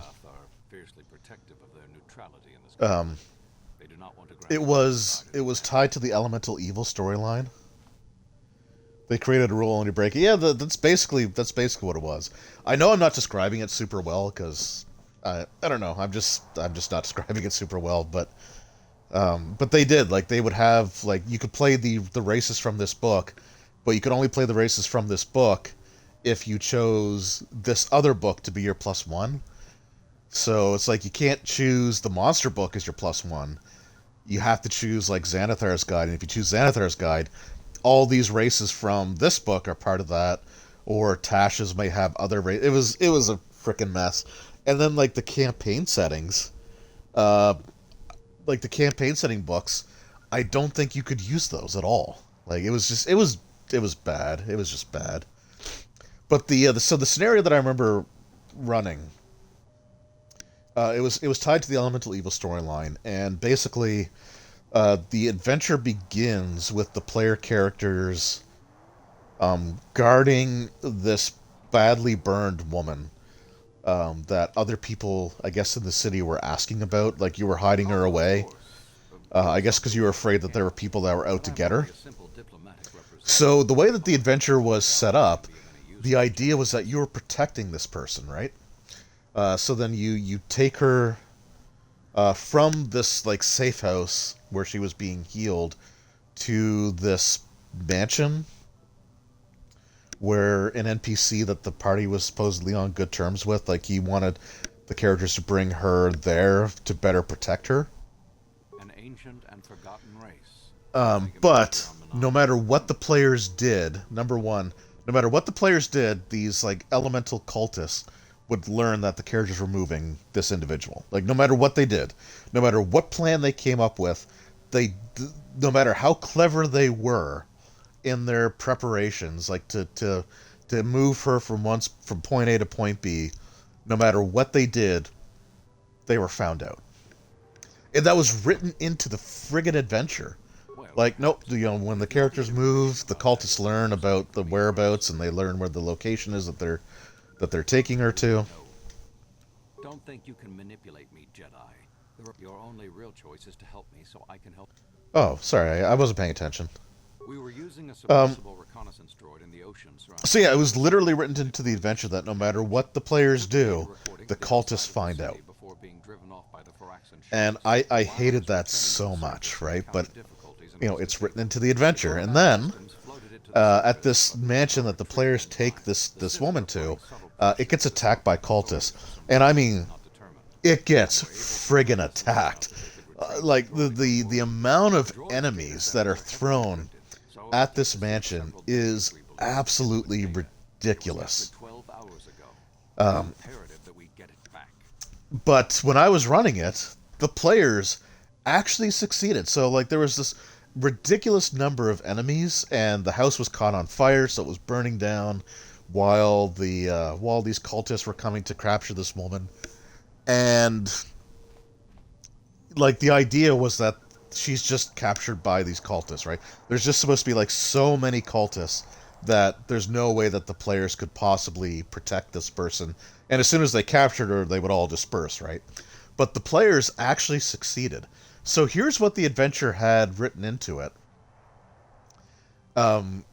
If the players managed to succeed. So instead of rewarding them for succeeding, they say that, like, if the players, prevent the person from being captured, the second they turn their backs, when they turn, like, if they turn away from her and then the second they turn back, they just find that there is this, like, scorched mark on the ground where she had been teleported away.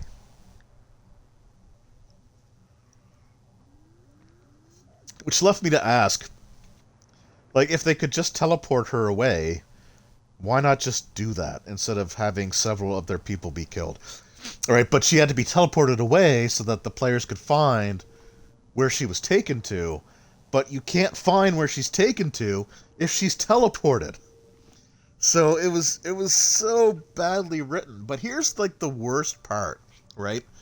So, and that's what I had, like, that's what I ended up having to do, because that's the way that the adventure was written, and it's Adventurers League, so, you kind of have to run things the way that they're written. So, like, this woman was meant to be very important. These fire cultists were after her. They sent a ridiculous number of people to go capture her. And when you find the fire cultist lair, they're doing this ritual, right? You interrupt this ritual that they're in the middle of. And what they do is they have this person that they pull out these, like, red hot plates of, like, metal armor, and they just like stick the metal plates to this person's body, right? The person cries out in pain, then they're fully encased in this armor. They turn into an Azir. Which is not how Azirs are made. They're basically like dwarves native to the elemental plane of fire, but you know what? It's actually a pretty cool scene to have, like, this person being encased in this, like, red hot, almost like near molten armor, and it transforms them into this, like, elemental creature. That was actually kind of cool. But the problem is the person that's being put into that armor is someone else altogether. So this woman that you've spent the entire adventure trying to protect, that these cultists were dead set on capturing or claiming she wasn't the sacrifice. She wasn't even a high-ranking, like, cult fanatic. She was just a regular one-hit dice, basic cultist that turns into a throwaway encounter. So for everything that you did up to this point, there is no payoff whatsoever, because you basically spent all of your time defending a rank and file cultist that had no bearing on anything else in the adventure. So the one thing that I did change when I ran that adventure was this woman. She became the sacrifice.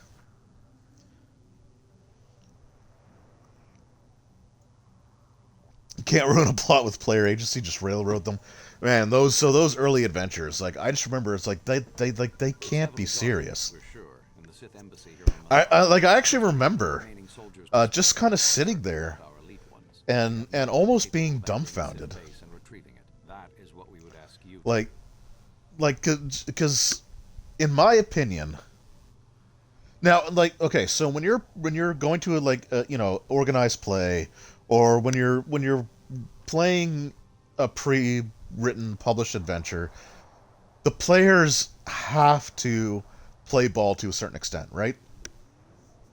And I get, like, that the players kind of, to a certain extent, have to sort of go along with what they're doing, because they're going to an event, right? They're going to an in-store event where you only have, like, a certain number of hours to go through the scenario, right? Or if you're playing a hardcover, right? If you're playing a hardcover and the very first thing that the players are presented as the hook to get them into the thing, if the players are going to be pricks and just not do it, which I've seen happen, by the way, like, that's terrible, right? That's a horrible thing to do.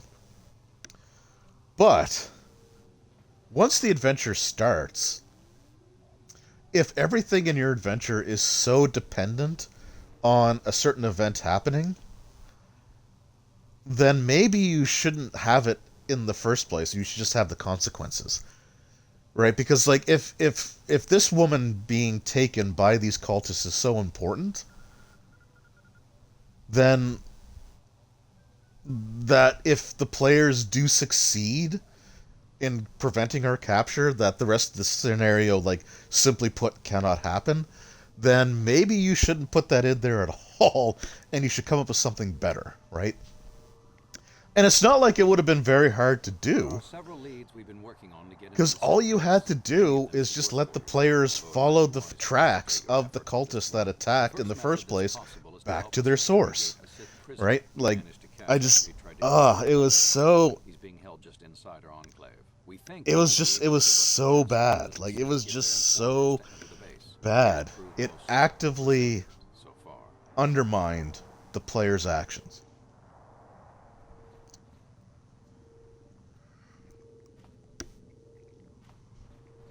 And it's a logical place to start. But you should also and I remember, like, that was the exact same problem that I had with Waterdeep Dragon Heist too. Because Waterdeep Dragon Heist has a section where the players are expected to go through a series of, like, 10 different encounters.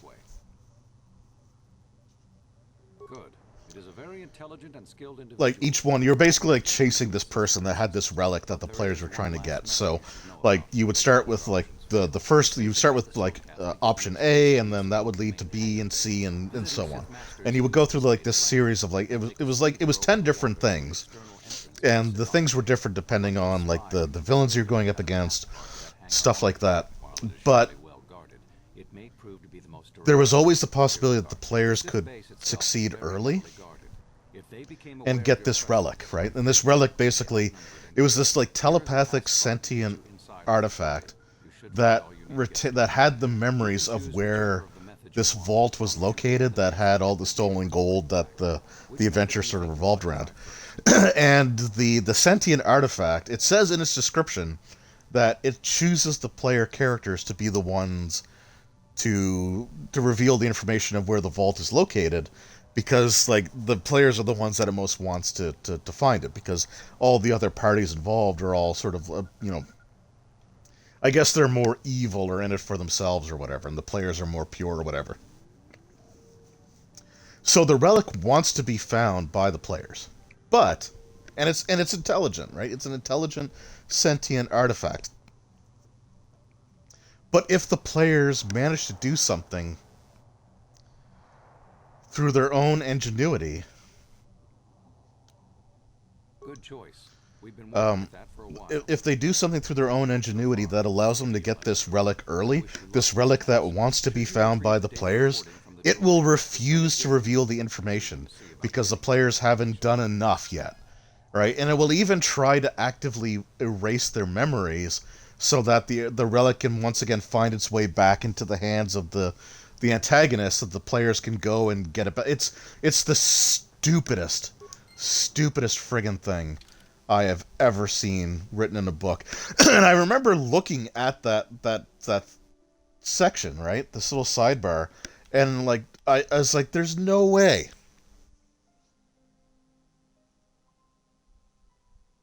It's like there's just no way that this is written into an official adventure. Like there's just no, because that's like horrible adventure design 101, right? You don't punish the players for being creative and being able to solve something early, right? You just don't do it. And it's literally written into the adventure. And I remember like I made like in my videos, it's like this actually kind of makes me mad. Right? This is like this is the kind of thing that I would have written into an adventure when I first started getting into DMing 20 years ago. Right? And even then, I probably wouldn't have been that bad about it.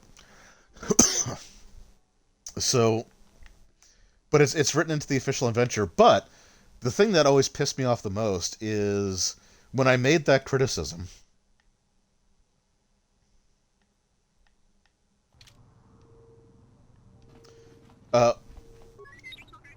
When I made that criticism, I had like a lot of people were like, "Well, you're just hating this adventure because it was because Matt Mercer was one of the individuals credited as like part of like the story, like because he was partially responsible for like the story development, right?" And because he was involved, there are two types of people when it comes to Matt Mercer, and I think it sucks because I think Matt Mercer is a great guy. He seems like a wonderful, like just a genuinely positive human being, right? And I think he's an excellent ambassador for the D&D brand, right, or just for tabletop RPGs in general. I think he's a great guy. Like I have nothing bad to say about the person whatsoever. But he is a super polarizing figure within the tabletop RPG community. There are people that either absolutely love him to the point where if you say anything negative about something that he's attached to, they will dismiss you instantly. And they'll accuse you of just hating him. And then there are people that like legitimately hate him and say like and basically blame him for everything bad that happens, or like he's ruining tabletop RPGs, and which is ridiculous, right? It's just it's ridiculous.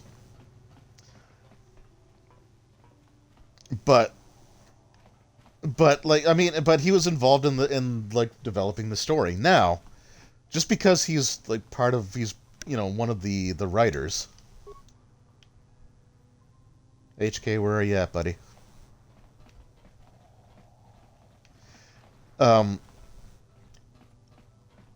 Just because he's one of the writers, and his ideas were part of that story, it doesn't mean that he's the one who said, by the way, if they succeed too early, then punish them. I don't think that was him at all. I could definitely see him maybe, having the idea of the chase, but I don't think he railroaded the party that bad. But because I said something negative about something that he was attached to, Whatever my criticism was, however valid it might be, meant nothing at that point to people, because I was just, at that point, I was just, another, like, Critical Role or Matt Mercer hater. And it's like, no, I don't, like, I don't think that at all. It's like, this is genuinely bad writing, and, if Matt Mercer did write this, then yeah, like, he's responsible for some really bad writing. I don't think he wrote this part. He's a story consultant. He's not the actual, like, designer of the book, of the adventure. Like, a story consultant is someone who's like, okay, here's the idea, and then that's it, right? Because he wasn't the lead developer, he was a story consultant, and those are two completely different roles. But it was just really bad railroading. And because Adventurers League, and Adventurers League was like that early on. So, like I said, I don't think this was Matt Mercer. I think that some of the writers that did some of the early Adventurers League stuff, maybe they were part of the developing team. I don't know. But as a general rule, like, I hate railroading.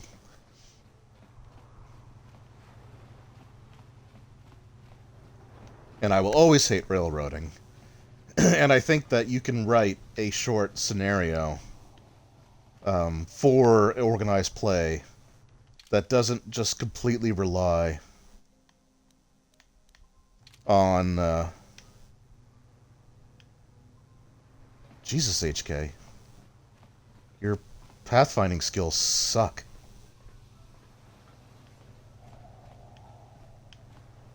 There you are. So you could definitely do it without railroading, but like a lot of those things were just, they were just poorly written. Like, I don't know what else to say. I guess I'm hyperfixating on this, and I should probably stop.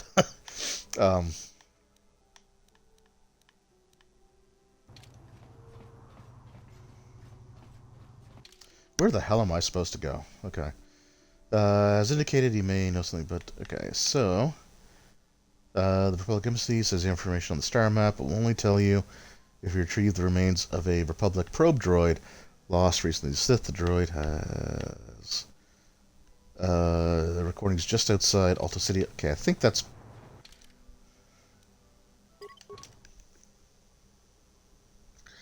And so.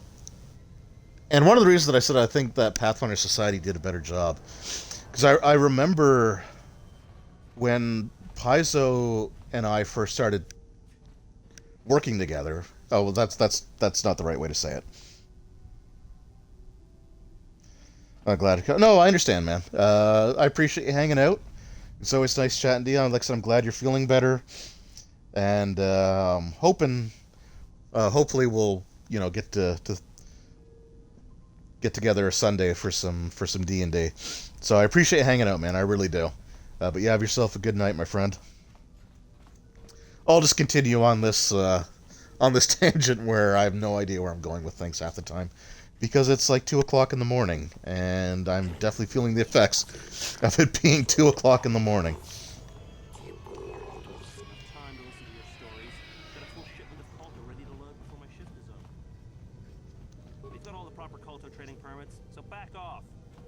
Okay, this is obviously not the one I go to. But yeah, so with so when Paizo kind of first reached out to me and they first started offering to send stuff to me, one of the first things that they actually sent was a Pathfinder scenario, a Pathfinder Society scenario.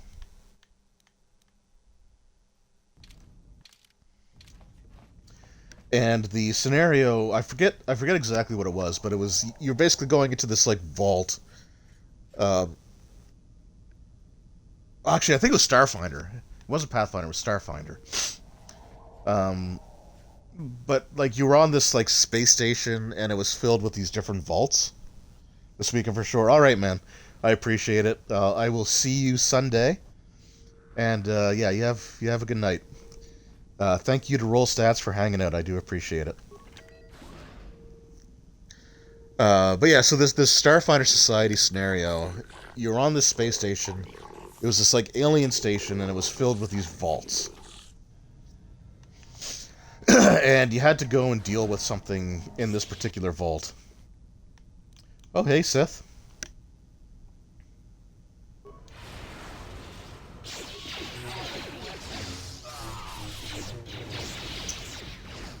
And so there was like different locations that you had to go to.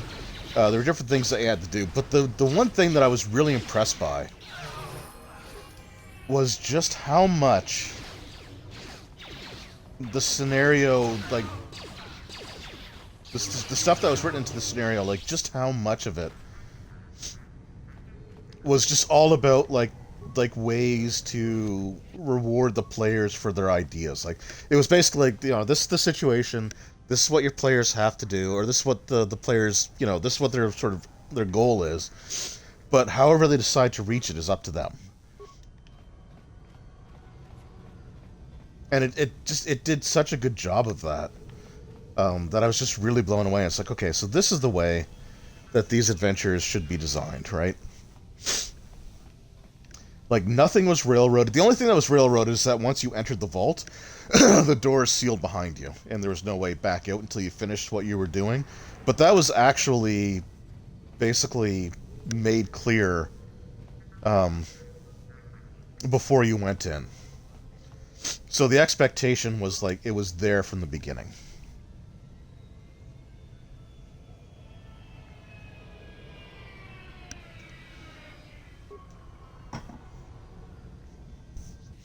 I probably should have healed up first, but I didn't. So, like, if anyone were to ask, yeah, I really should have healed up. Can I actually? Nope. So, like, I've had people ask, whoops. As you desire, Master. Signing off. Yeah, so I've had people ask, like, you know, before, like, what my thoughts were on, like, organized play and stuff like that, and what I would recommend. So, I cannot, for the life of me, like, I cannot, for the life of me, recommend Adventures League. Like, and now, to be fair, though, I haven't looked up, I haven't read, I haven't done anything related to Adventures League in a couple of years now. I think it was shortly after...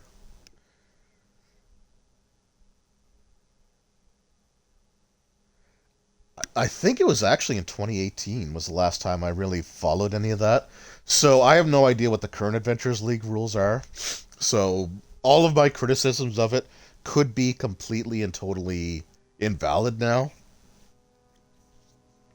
But based off of my previous experiences with it, Adventures League is not the one that I would recommend.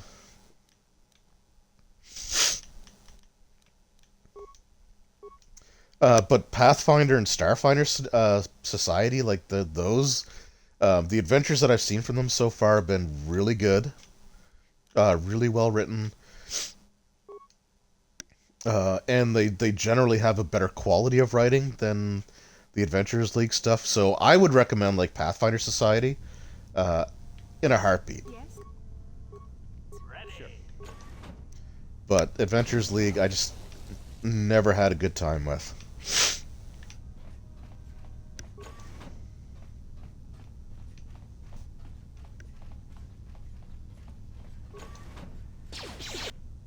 Whoa, okay.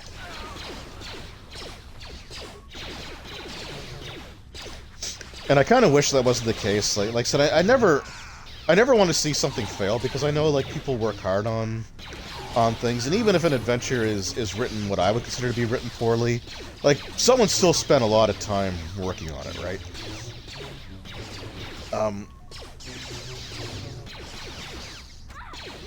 But those early scenarios, like I said, they were rough. The most modern scenario, I think, at the time that I was going through Adventures League, like, there was during the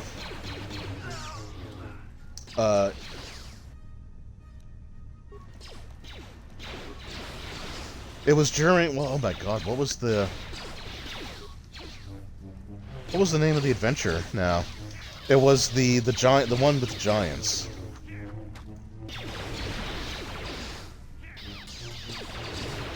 Storm King Sunder. There we go. Storm King Sunder. That was the current storyline, I think, at the time.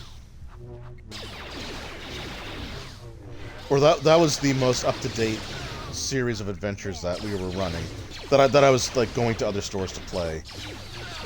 Then you had like Tomb of Annihilation, but I was running the actual I was running the actual Tomb of Annihilation adventure, so I never played any of the scenarios.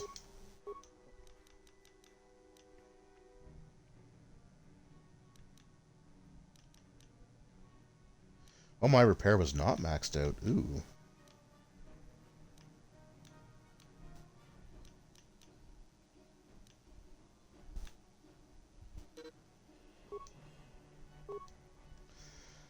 So I can't speak to the quality of those adventures, because I was running the hardcover book at that point, and when I started doing that, I stopped going to Adventures League at other places because I was running it myself. What do I want here?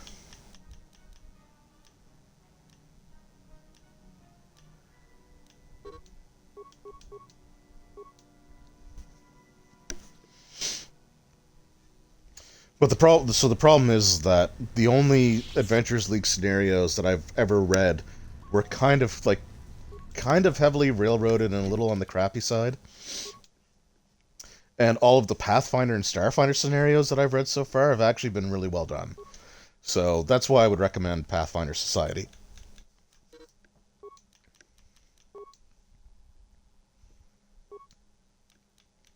But at the same time, I mean, whatever a person, like, as long as you're having fun, like, that's the important thing, right?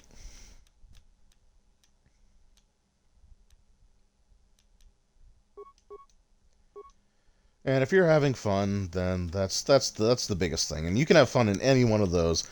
You know, it doesn't matter. Just because my experience wasn't great doesn't mean that that's like the typical. But it was rough for me.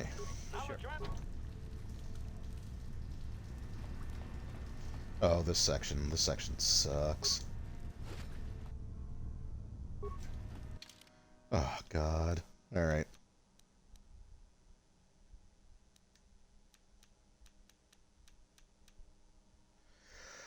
In regards to the system in place, the cycle water from thermal heaters.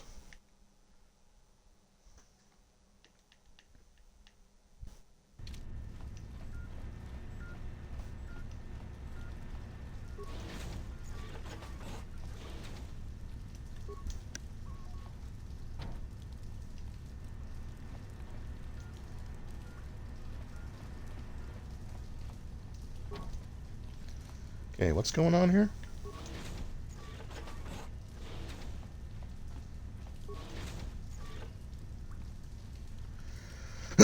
Alright, Activating flow control may flood occupied chambers. Please ensure all receiving chambers are empty.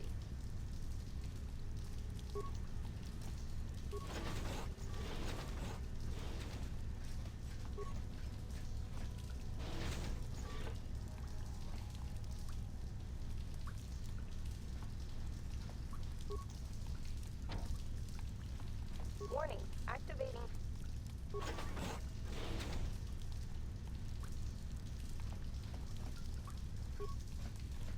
no, this door.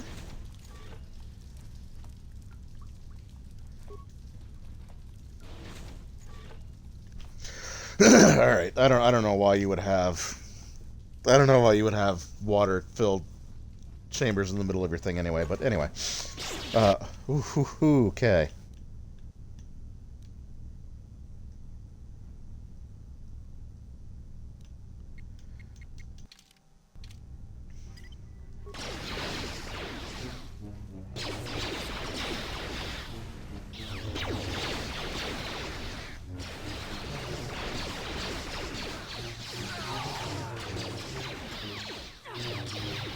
Zip. Running away, huh? Oh boy.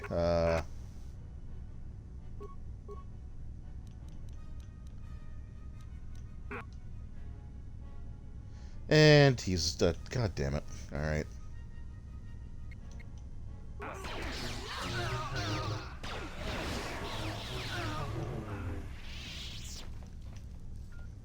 Yeah, HK's still a little squishy. I forgot that was on me. I wasn't paying attention to his health. I'm here. Master?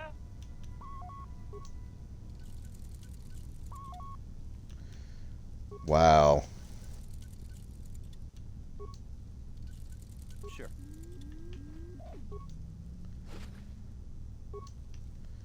Could use some repair kits.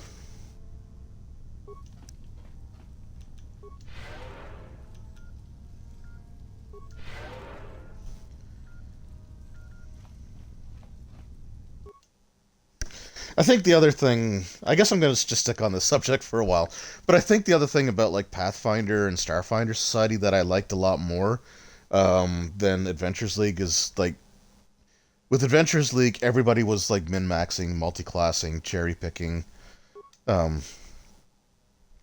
right, but with, so they would take X number of levels in this class to gain these features, and then they would, you know, do stuff like that. And then move to another class, but with like Pathfinder and Starfinder, you didn't have like that kind of multi-classing. You had like archetypes that you could choose, which was kind of like multi-classing, but nowhere near the same. Like you would get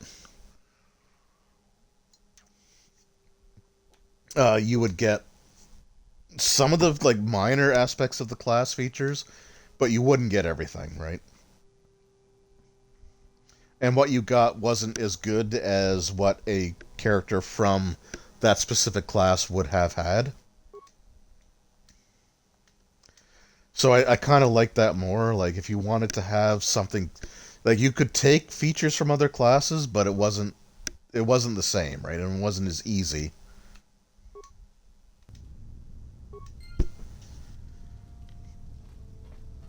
So it became less about min-maxing your character and just about playing the scenarios and having fun.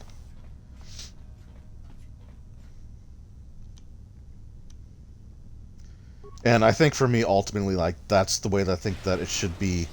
I think that's the way that it should be, right? I think the main focus should just be on people playing the scenarios and just enjoying themselves, right? And not playing, you know, scenario A because they want to get the item from it for their characters, because they need that item to complement, like, the, you know, their choice in, like, multi-class, this, that, and the other thing.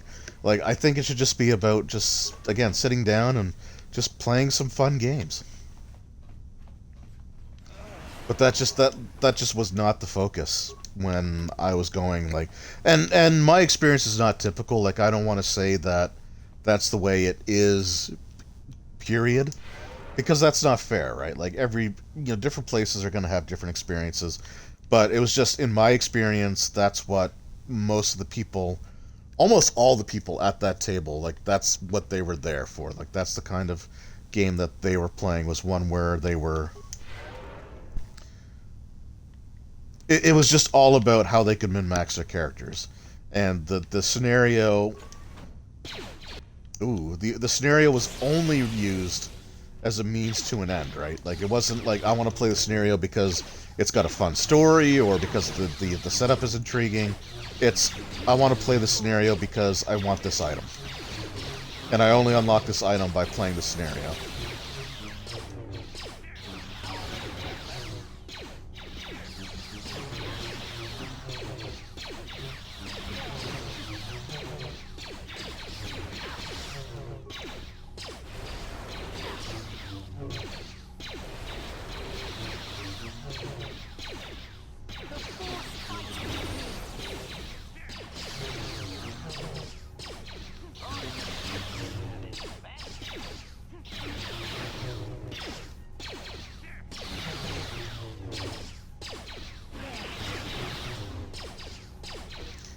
God, these things are brutal.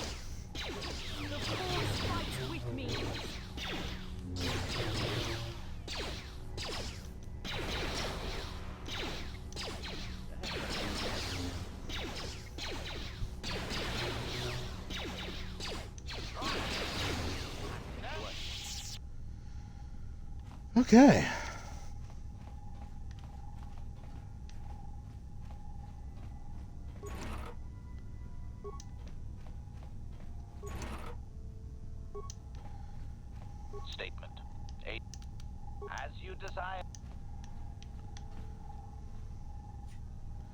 Okay, obviously I don't know how to deactivate that.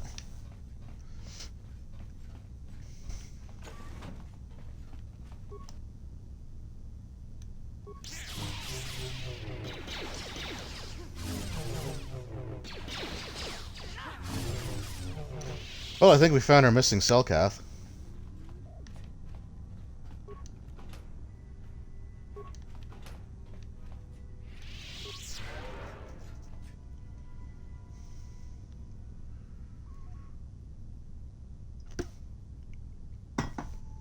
Alright, so I'm going to let my force points regenerate here. It's also been it's been about 2.5 hours into this 4-hour stream, so I'm going to take a quick break.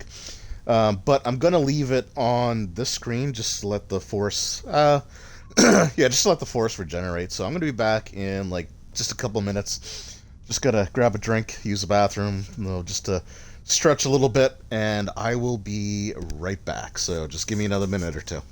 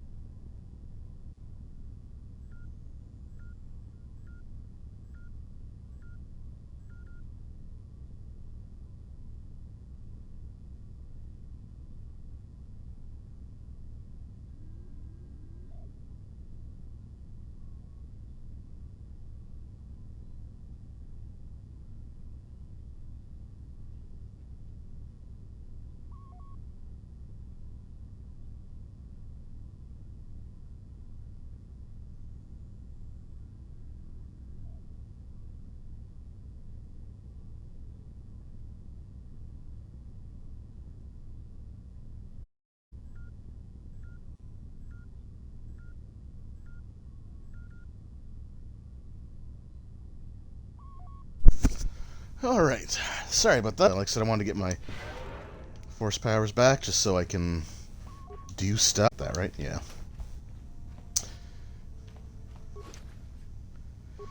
Alright, yeah, so I think we're about to find out what happened to all these missing Selkath.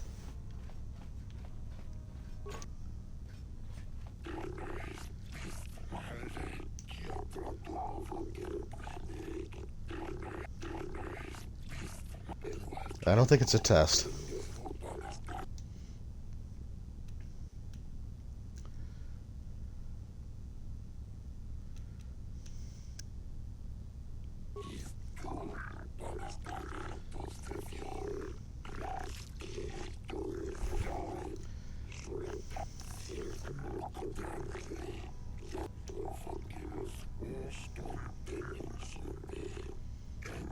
You really think that, do you?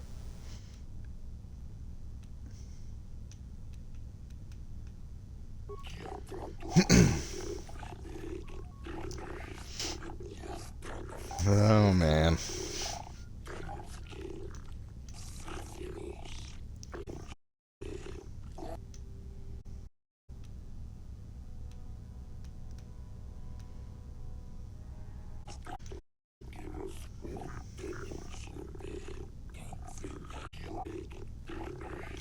Yeah, when the Sith bomb. Oh, I gotta say, like, the reflecting off their skin is really well done. Honorable friends that committed that atrocity.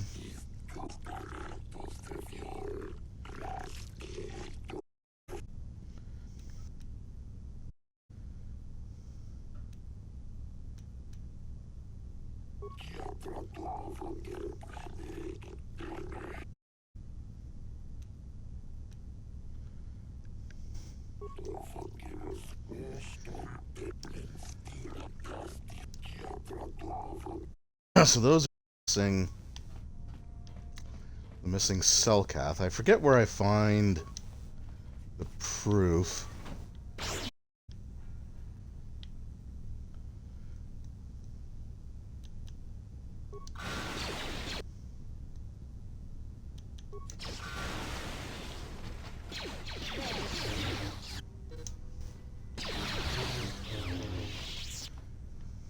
Well, that was quick. Can't remember if like you find a data pad. How did you get in here? Wait, I recognize you. Oh, hey. Malak was most displeased when he learned you had escaped Taris alive. He has promised a great reward to whoever destroys you. No, it won't be you. It is not possible to destroy the Master. It is suggested you run while my blasters warm up, meatbags. Where the hell did they come from? As you wish. Okay, so we need to...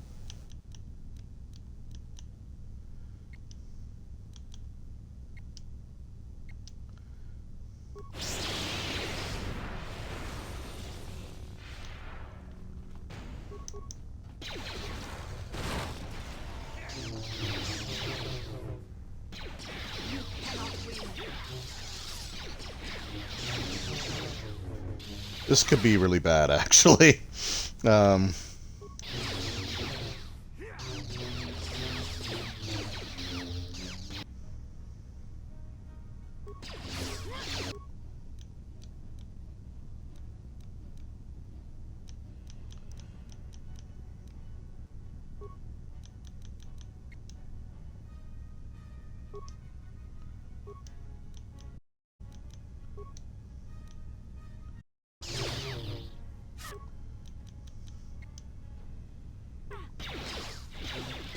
Oof, okay.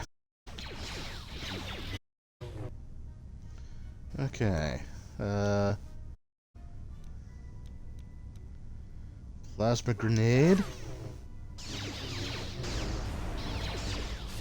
Oh, okay, there's friendly fire. That is good to know. It's been a while since I played this game.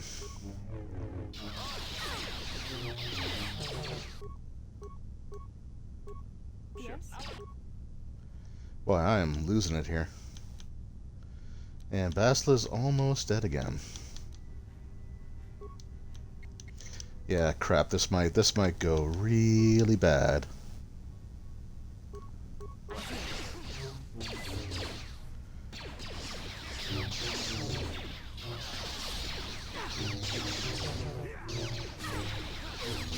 Yeah, she's just gonna die.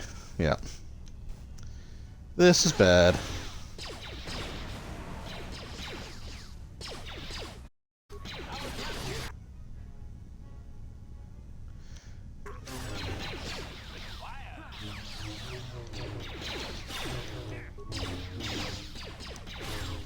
Don't die, don't die. Okay.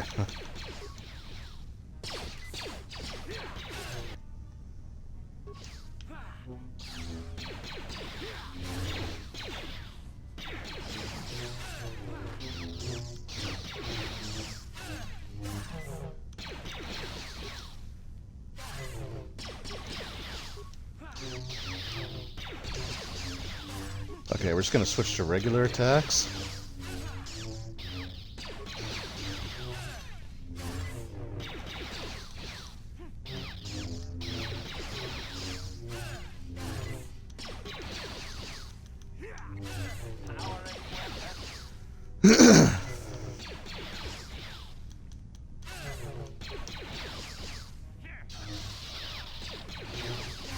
God damn.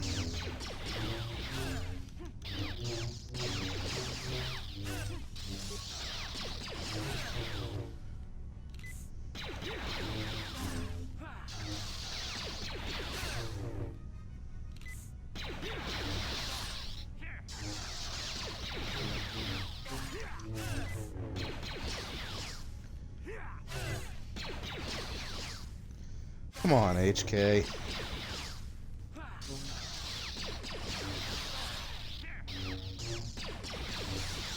Well, this is going horribly awry.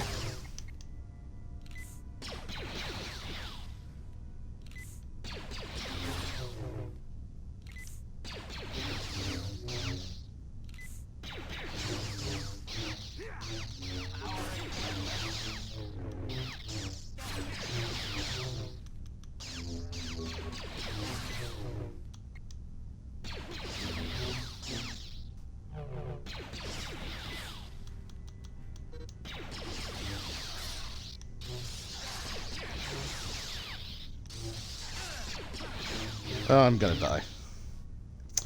God damn, alright. He's almost dead, though.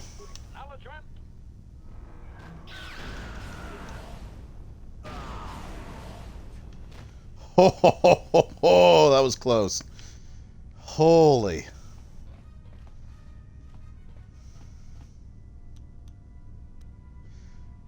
You earned yourself this advanced repair kit, HK. Holy hell, that was ridiculous.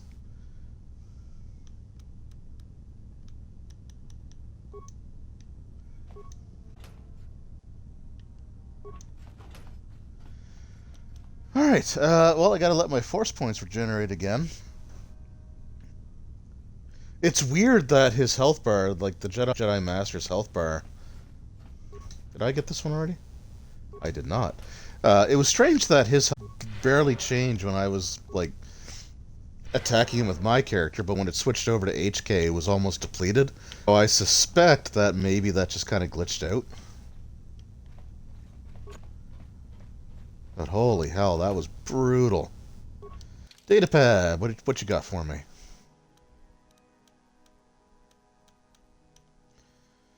Okay, these appear to be the personal notes of the Dark Jedi Master in charge of the Sith base on Manon.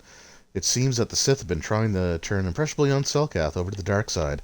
After reading progress reports on the topics, it seems that the final plan was to use the young Selkath to overthrow the current government and install a puppet government that the Sith would dominate.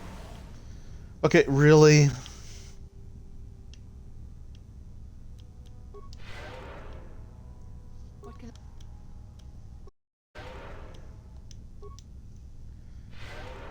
Cure me, I guess, a bunch.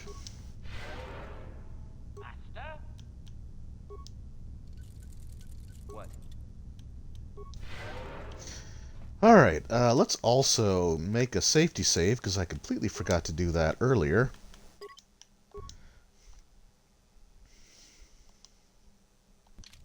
Yeah, that could have gone really bad, because I can't remember. I think the last save was when I first entered the base, so I would have had to do that all over again.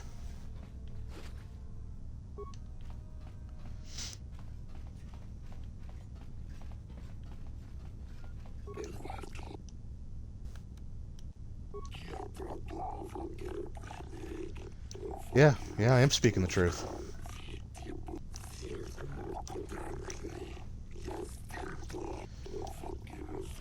You have been saved from more than you know. Given time, the Sith would have turned you fully to the dark side, and you would have betrayed your world gladly.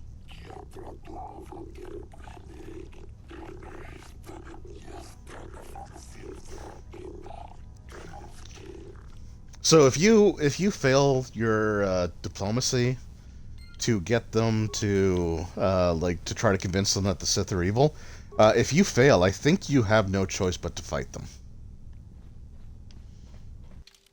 How am I doing for light side points, by the way? Yeah, we're getting up there. Alright, so now, I believe... Well, no, wait a minute. I was looking for a...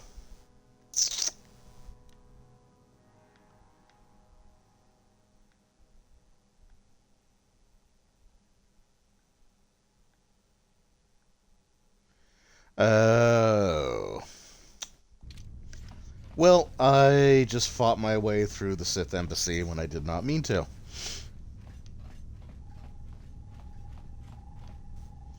But what is there? What's through that?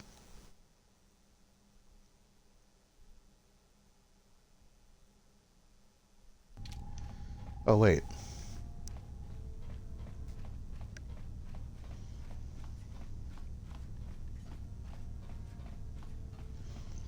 Oh, man, I do not want to go through all this again. Okay, hold on. There's got to be a way to deactivate that force field, because I don't want to go through that stupid airlock, waterlock, stupid thing. Right, like, do I really need to?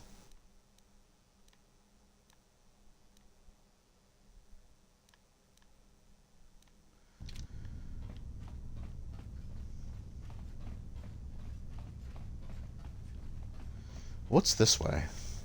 Okay, no, here's the security desk. Okay, cool.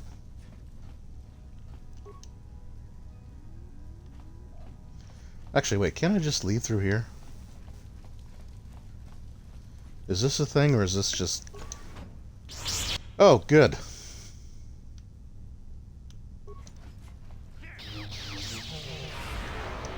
God damn, stop missing.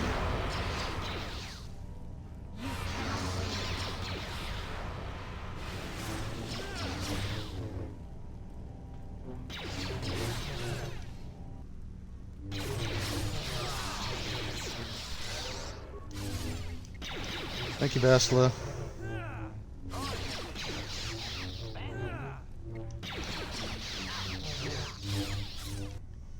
Wow.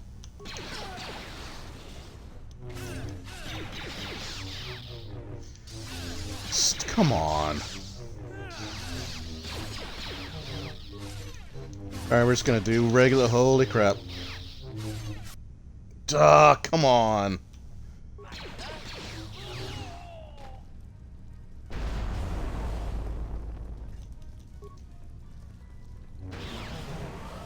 Well, that sucked. I'm glad I made that save when I did.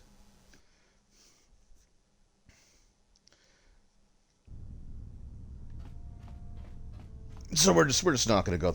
I don't know why I keep missing though. Like I'm a decent level. I've got a decent attack stat. Like I mean, plus 12 and plus 14 to hit. So what does Flurry do? Like what does Flurry? So minus 4. That's still plus 8. That's plus 10 and plus 8. I should not be missing that much.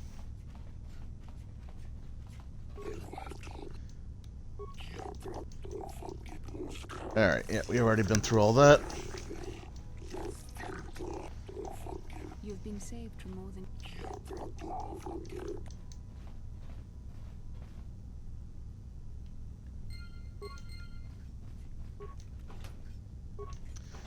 Alright, let's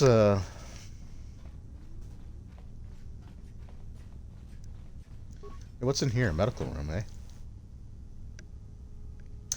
Oh, okay, so there's different pieces of evidence. Okay, yeah, they're already gone. So your last words mean absolutely nothing.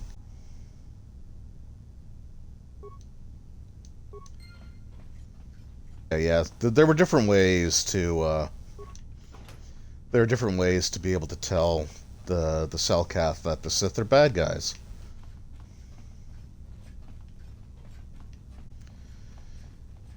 Alright, so let's see if I can find that security room.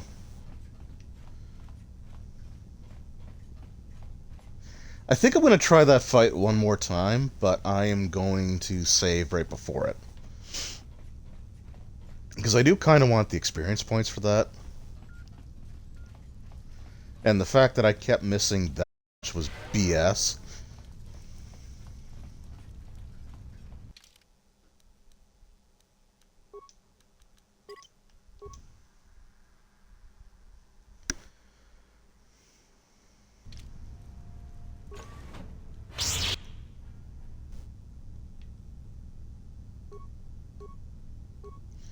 Man, I also love how they just always hack off away.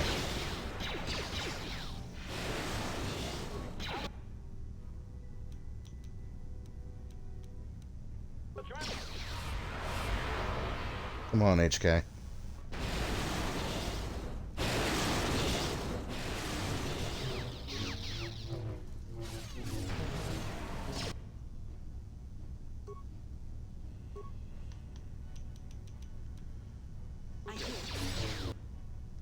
God damn it. Alright, well, whatever.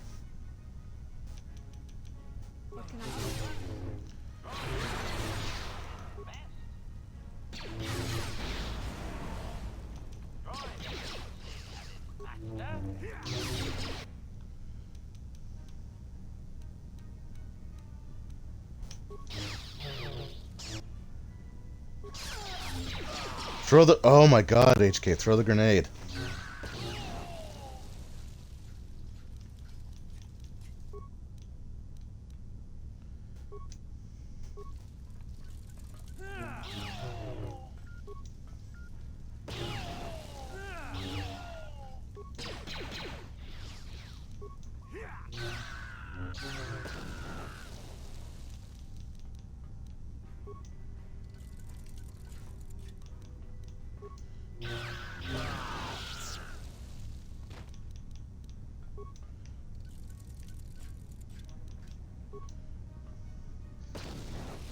This is incredibly cheap, but if it works, it works.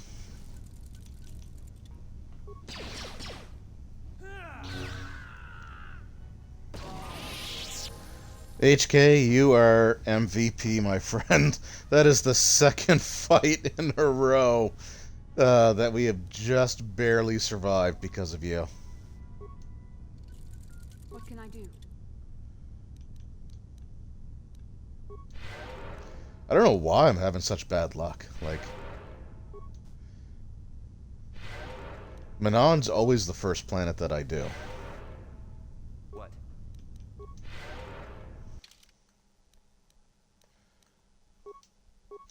But we're here now, so repair. Let's put both points of repair. Feats.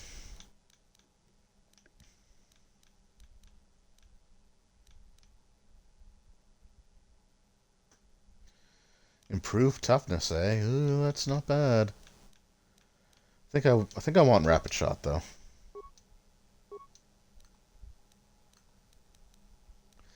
And we're just gonna save game, so that we'll never have to do that again. But now, let's loot some bodies. See if any of them have crystals. Yeah. So yeah, again, a completely, like, totally cheap, cheesy way to do it, but hey, got results.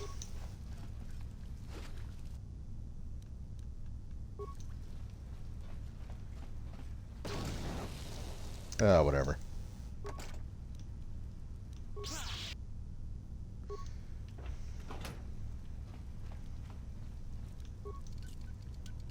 Didn't work. Well, alright, let's try our backup. Ooh, strength amplifier. Oh, it's the same one, isn't it? Okay.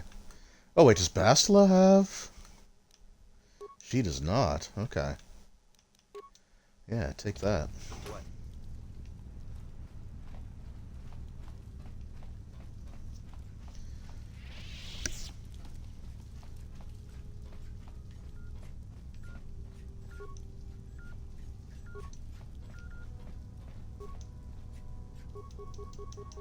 Statement. Why can't I use the desk?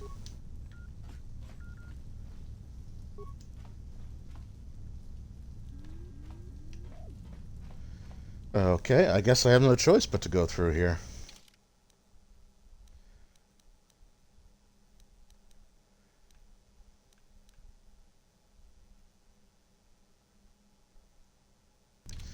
Okay. Warning, activating.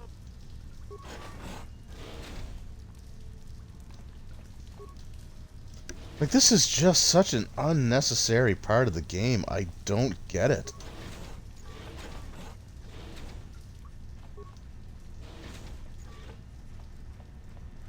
Like, what is the point of that?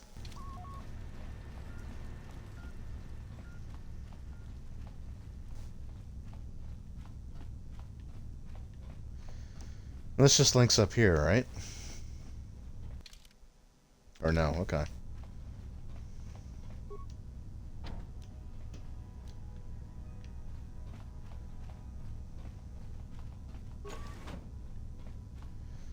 Do I even still want to be in here? You there. I don't recognize you. How did you get in here?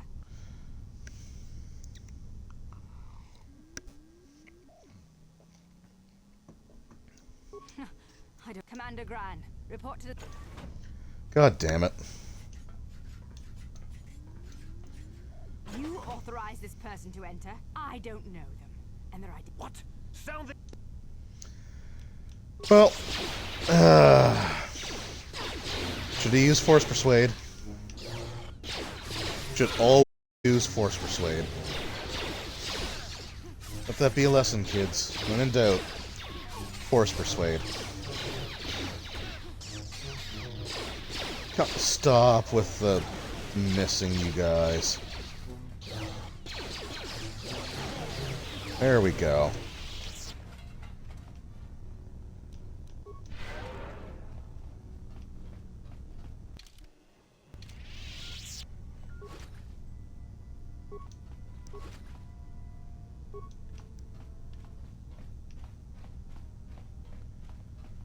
Okay, so that takes me back to the city. What's this way? I may as well get all the experience that I can, but first, whoops. Safety save. I'm gonna be doing this a lot because apparently it doesn't take much for me to get my butt kicked.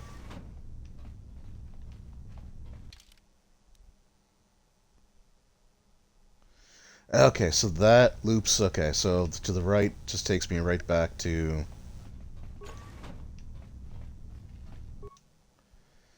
how many repair parts? Oh, I got tons of repair parts.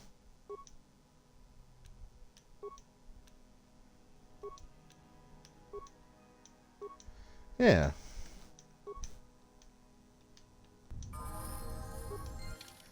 I will take that level up, thank you. Oh, everything is even. Strength. Skills. Persuade. And repair.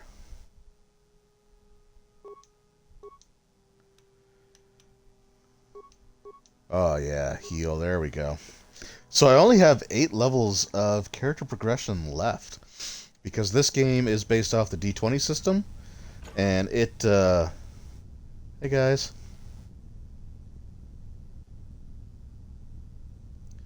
Really? Is that the only person I can target?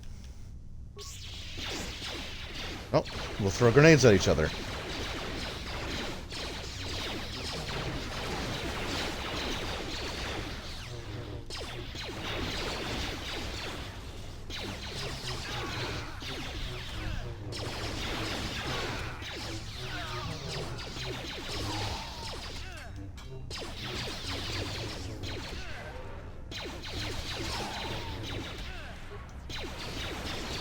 Oh, okay, I thought you were dead. I was not looking at your health bar. Oh, but yeah, so this is based off of like the actual like D20 Star Wars RPG that came out around the time of 3rd edition D&D. And in that system, 20 was the absolute highest level that you could achieve.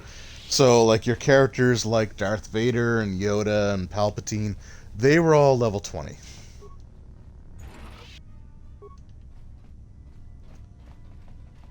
Now, Knights of the Old Republic 2, they actually... Ooh. HK?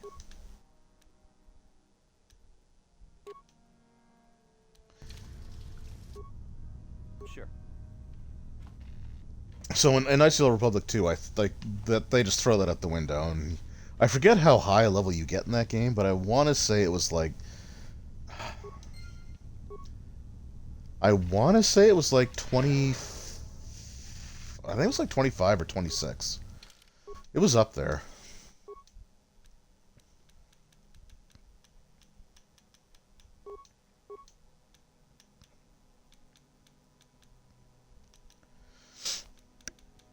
Bastila, what do we want to give you?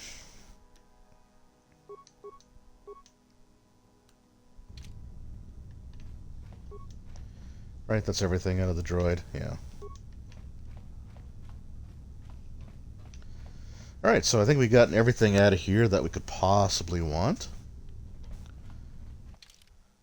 What else is there to do? Okay, haven't been this way. I said I may as well clear this all out. Oh, God.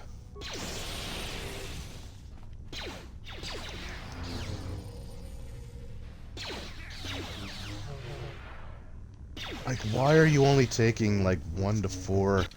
What is my... they have to have some pretty wicked damage reduction, because I'm supposed to be doing 8 to 31 points of damage.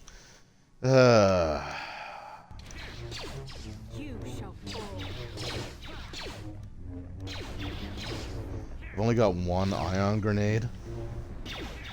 Alright, well, we're gonna use it.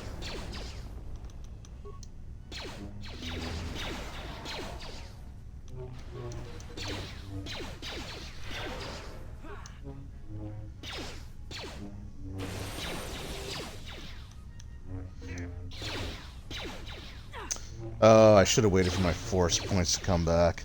God damn it. Well, let's settle in, because this is going to be a long one. And it's not totally worth doing flurry.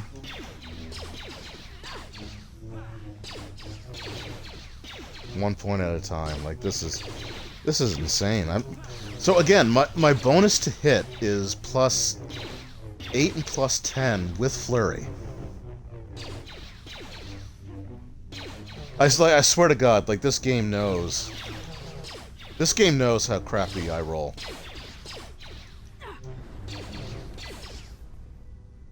Oh, Bastila, you're gonna need to heal up too there.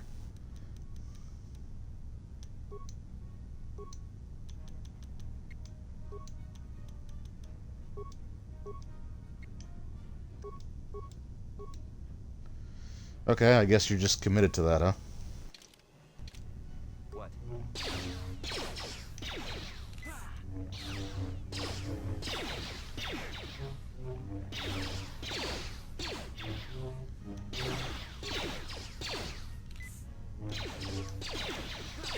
Oh, this is painful.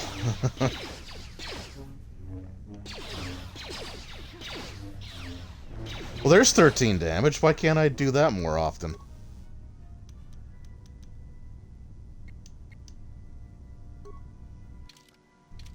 Yes?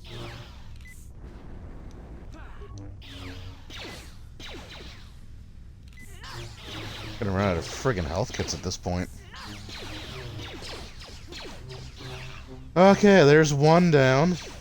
Oh my God. Alright, what do we got for grenades here?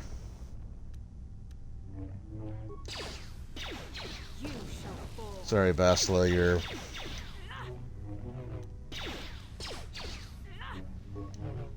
That's probably not gonna do much, is it? Oh, disabled it. Okay.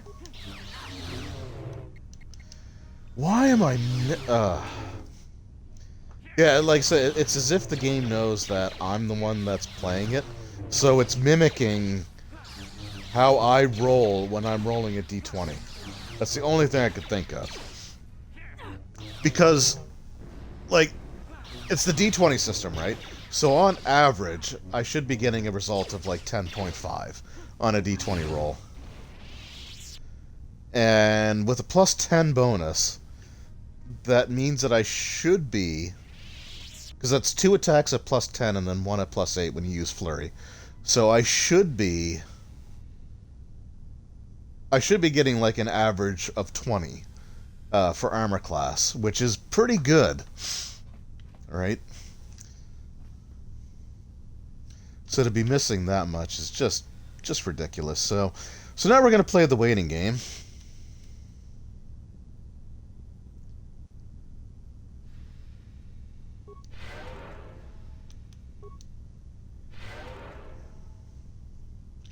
To get our force points back, because I definitely want to make sure that I have full force points.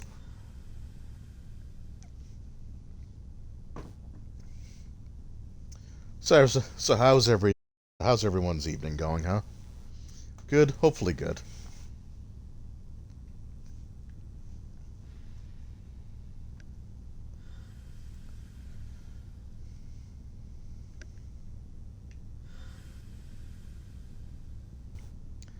God, these things take forever to come back.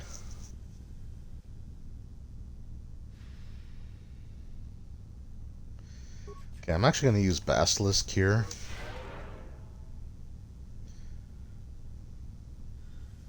Sure.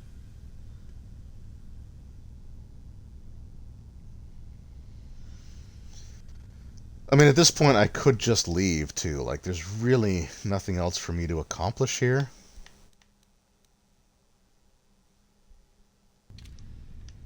Droid repair.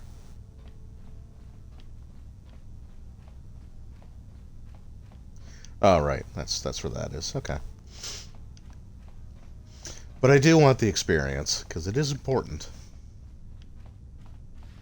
And the fact that I'm over halfway through my level progression and still getting the crap kicked out of me is kind of crazy.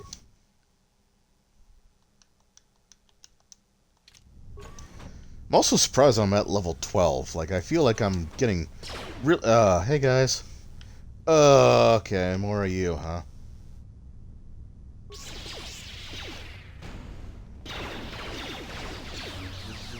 Okay, let's start with the heavy trooper.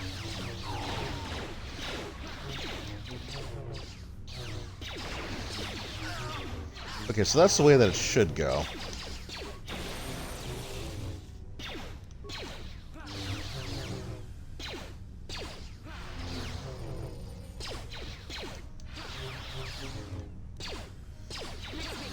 Okay, what's shock gonna do to you? Okay, that's not bad. Might hit you with another one of those, actually.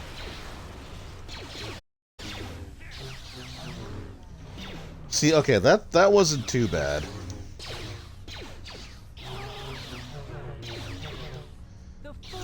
Throw a concussion grenade, because that might disable you. It didn't, but it might. Okay, disable droid. 6 damage, that's so sad. That's better.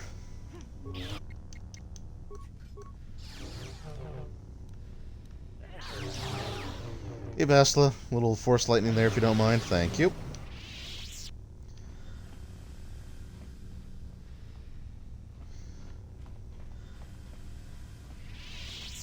Once again, completely devoid of friggin' force points, though.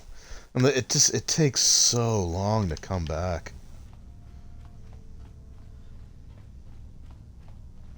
I also love the doors to nowhere.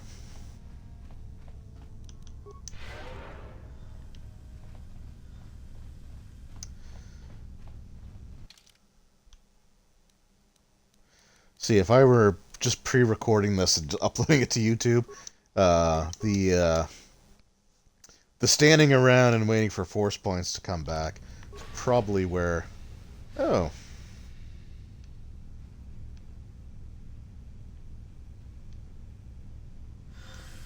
Well, I can't even go through, so what the hell's the... What is the point of that? Alright, I guess we're done here.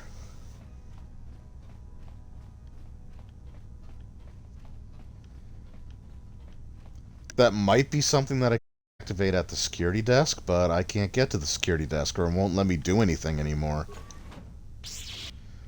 Oh, guys, come on.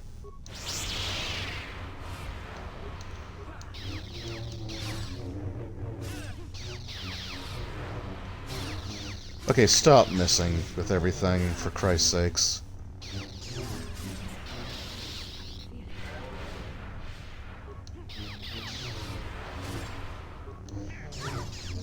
Okay, screw. I'm just gonna go with regular attacks.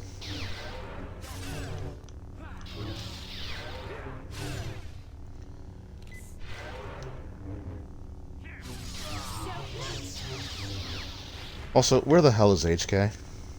Let's make this quick.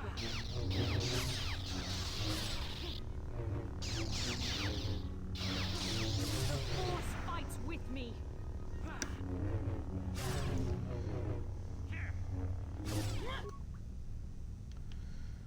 Where the hell did HK go?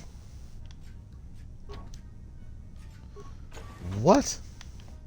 What?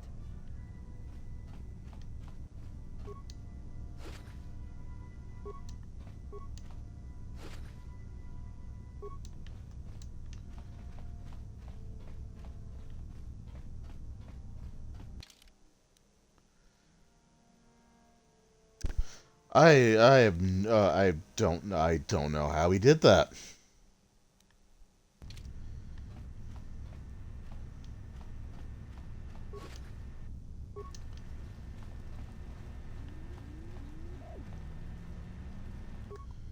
Okay, so we're gonna turn on solo mode. How the hell did you do that, HK? Okay, so not only did he get in here, but he somehow sealed himself in? And how is the chamber beyond filled with water? Warning. Active. Oh good, now am I just stuck in here now? Oh good, it teleported. Oh, for the love of... What? Warning. Activate.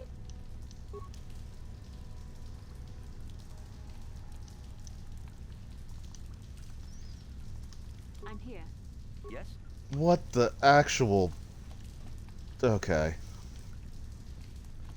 Am I stuck? Okay, now I can go through there. Okay, I don't know what the hell happened. All right, solo mode off. Everybody, please. Okay, where's the elevator? I just need to get the hell out of here. Okay,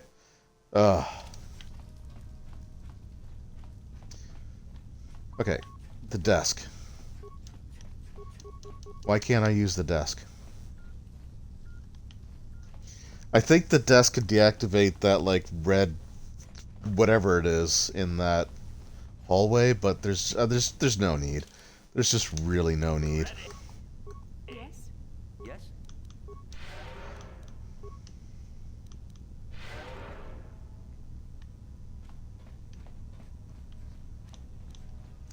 Let's just get the hell out of here. And I'm going the wrong way. Cool, cool. Okay, let's time to night speed.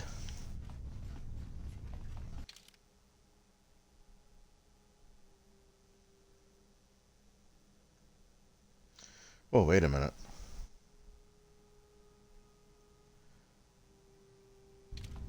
Oh man, I gotta go through that crap to get to the elevator, don't I?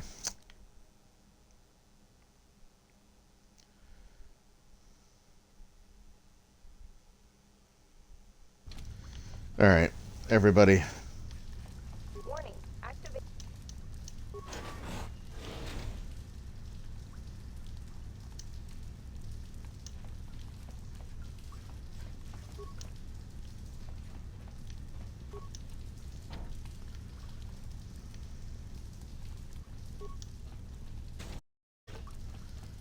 Okay. Maybe just go through this one?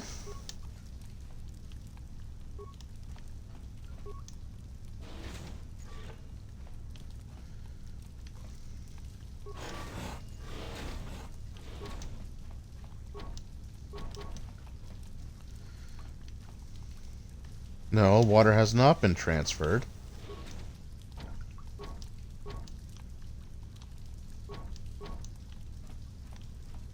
Warning, activate. Okay. Water transfer proceeding. Oh, come on. What is going on with this crap?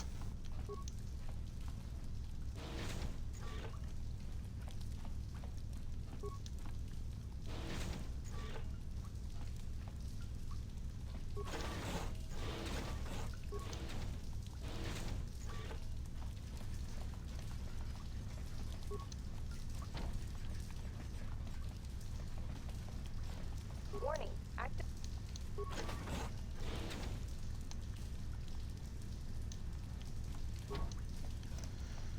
What the hell is going on? As you desire, Master. Okay, the hell with this. Load. I don't know what was going on with any of that. I just want to get out of here. I don't care.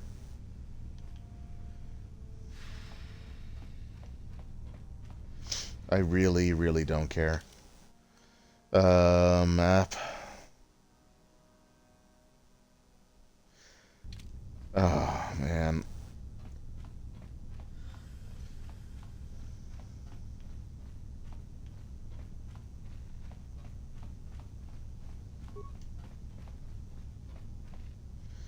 But HK is stuck in there, and the second I try to get him out, it's gonna teleport instead of me teleporting him.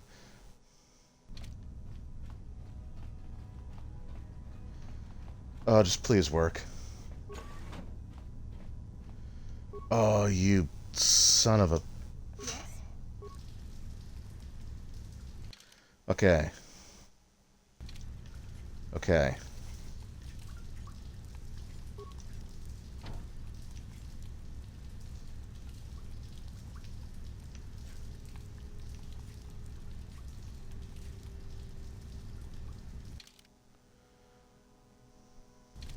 Warning, active.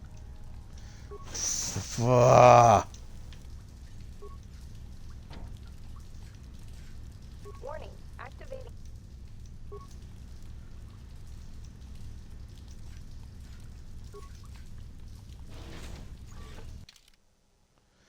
What the hell is going on?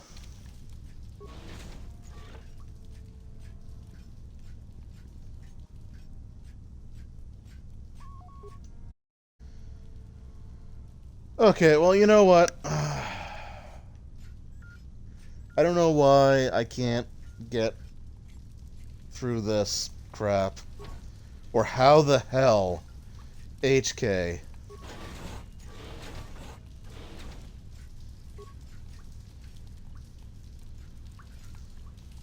Or how the hell HK-47 got stuck in here to begin with. But I think...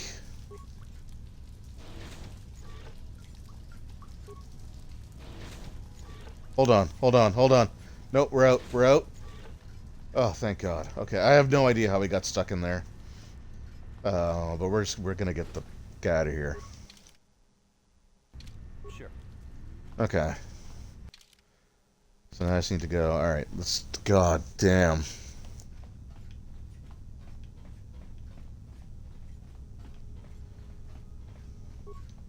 No, that's just... Okay, it's a sealed door. We can't go through that.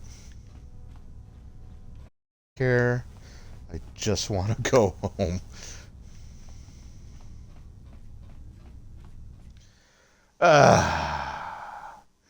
Not even an autosave. That's funny.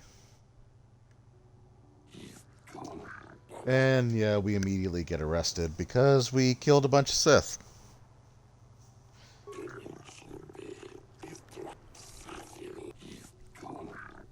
Okay, I think this is where I said I was going to do a 4-hour stream with this. I think I'm going to. I think this is enough for one night.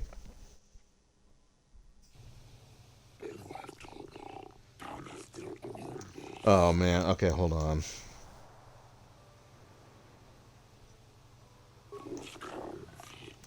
Yes, you're my defense, right?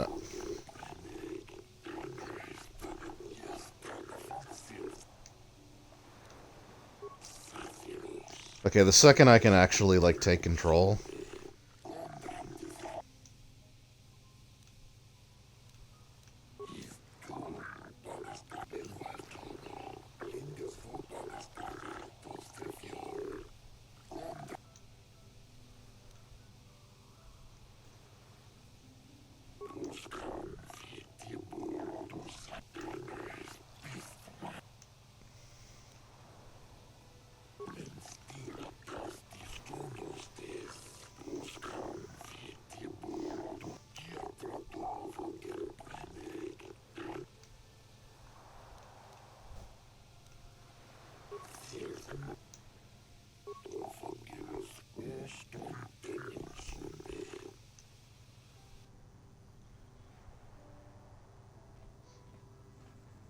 Okay, maybe this isn't the part that... I remember there was a trial... Oh, there's a thing where you can act as somebody's defense, I think.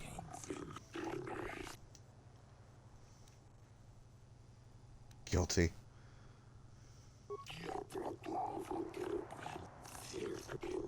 Oh, man, I don't want to go through all this right now.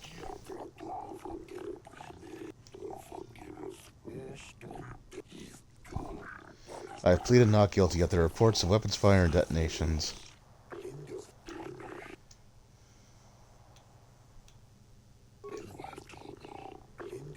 I know they have something to do with the... I thought he took the proof that I gave. Okay. I see that I'm still defending myself anyway, so...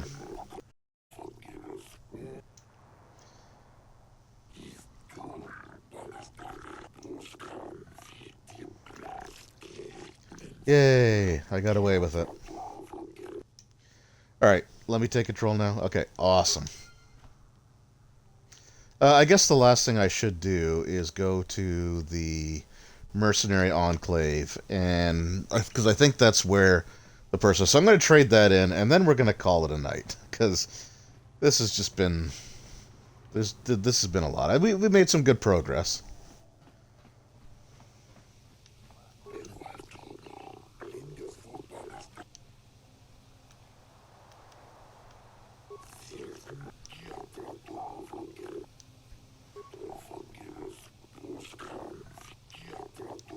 Oh, okay. Okay, so he wants information on the... I doubt the Republic would be... Yeah, I was gonna say I'm gonna look into it, but that's as far as that goes.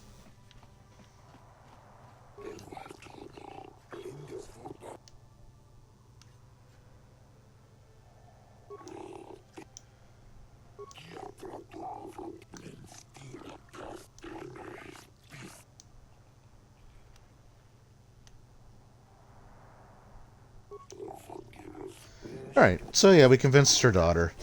The one thing, like, with this... Because I don't want to read all the captions out loud, right? It can be a lot. The one thing that's not as...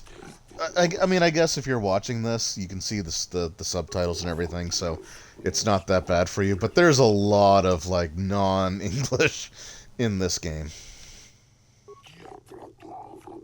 Statement. Oh, Master, I'm so very disappointed in you. I know, HK. But I need the light side points, because this is the light side playthrough.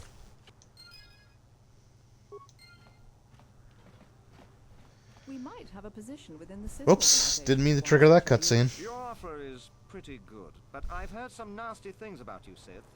Is it true you bombed Taris into dust? This is war. In war, certain distasteful acts cannot be avoided. But ask yourself this, when we win the war, would you rather be against the Sith or with us? You make a good point.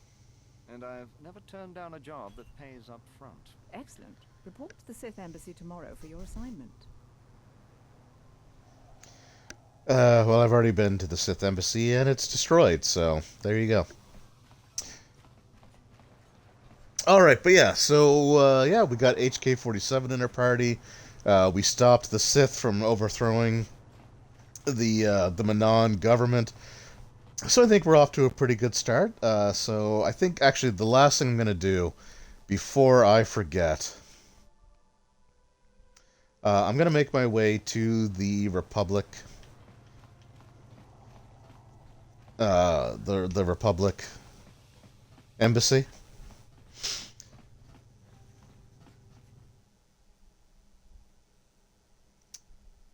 That way I can just start there next time, and because when there's a week in between, I will forget stuff.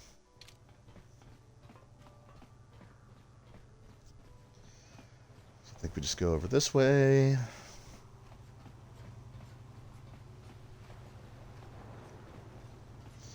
But yeah, so there we go. I know, like I said, this wasn't originally, like, Mondays were originally going to be, like, my Resident Evil streams. I'm going to get back to that, but I think what I'm going to do is I'm going to finish Knights of the Republic 1 on Mondays, and that'll give me time to figure out what I want to do with RE5 and RE6. It would be... those games were kind of designed for... Those games were kind of designed for, like, 2 players. And the one player sucks on Resident Evil 5. Like, it's playable, but it's not fun. So I got to figure out what I'm going to do there. But until then, I'll have a few weeks of Knights of the Republic 1 to sort of fill the gap there. But yeah, so I just want to thank anyone who took their time to hang out here tonight while I was streaming. Roll Stats, I really appreciate it. It's good to hear from you. And for anyone else who popped in for a few seconds, I do appreciate it. If you are watching this on YouTube, again, thank you very much. I appreciate the support. And if you made it this far, I guess let me know what your thoughts on D&D Adventures League is, because we kind of went off on a tangent there for a while on that one. But yeah, thank you guys very much. I really do appreciate it. And I will be back Wednesday night with some Dragon Age Inquisition. Looking forward to that one. So thanks a lot. I will see you all then.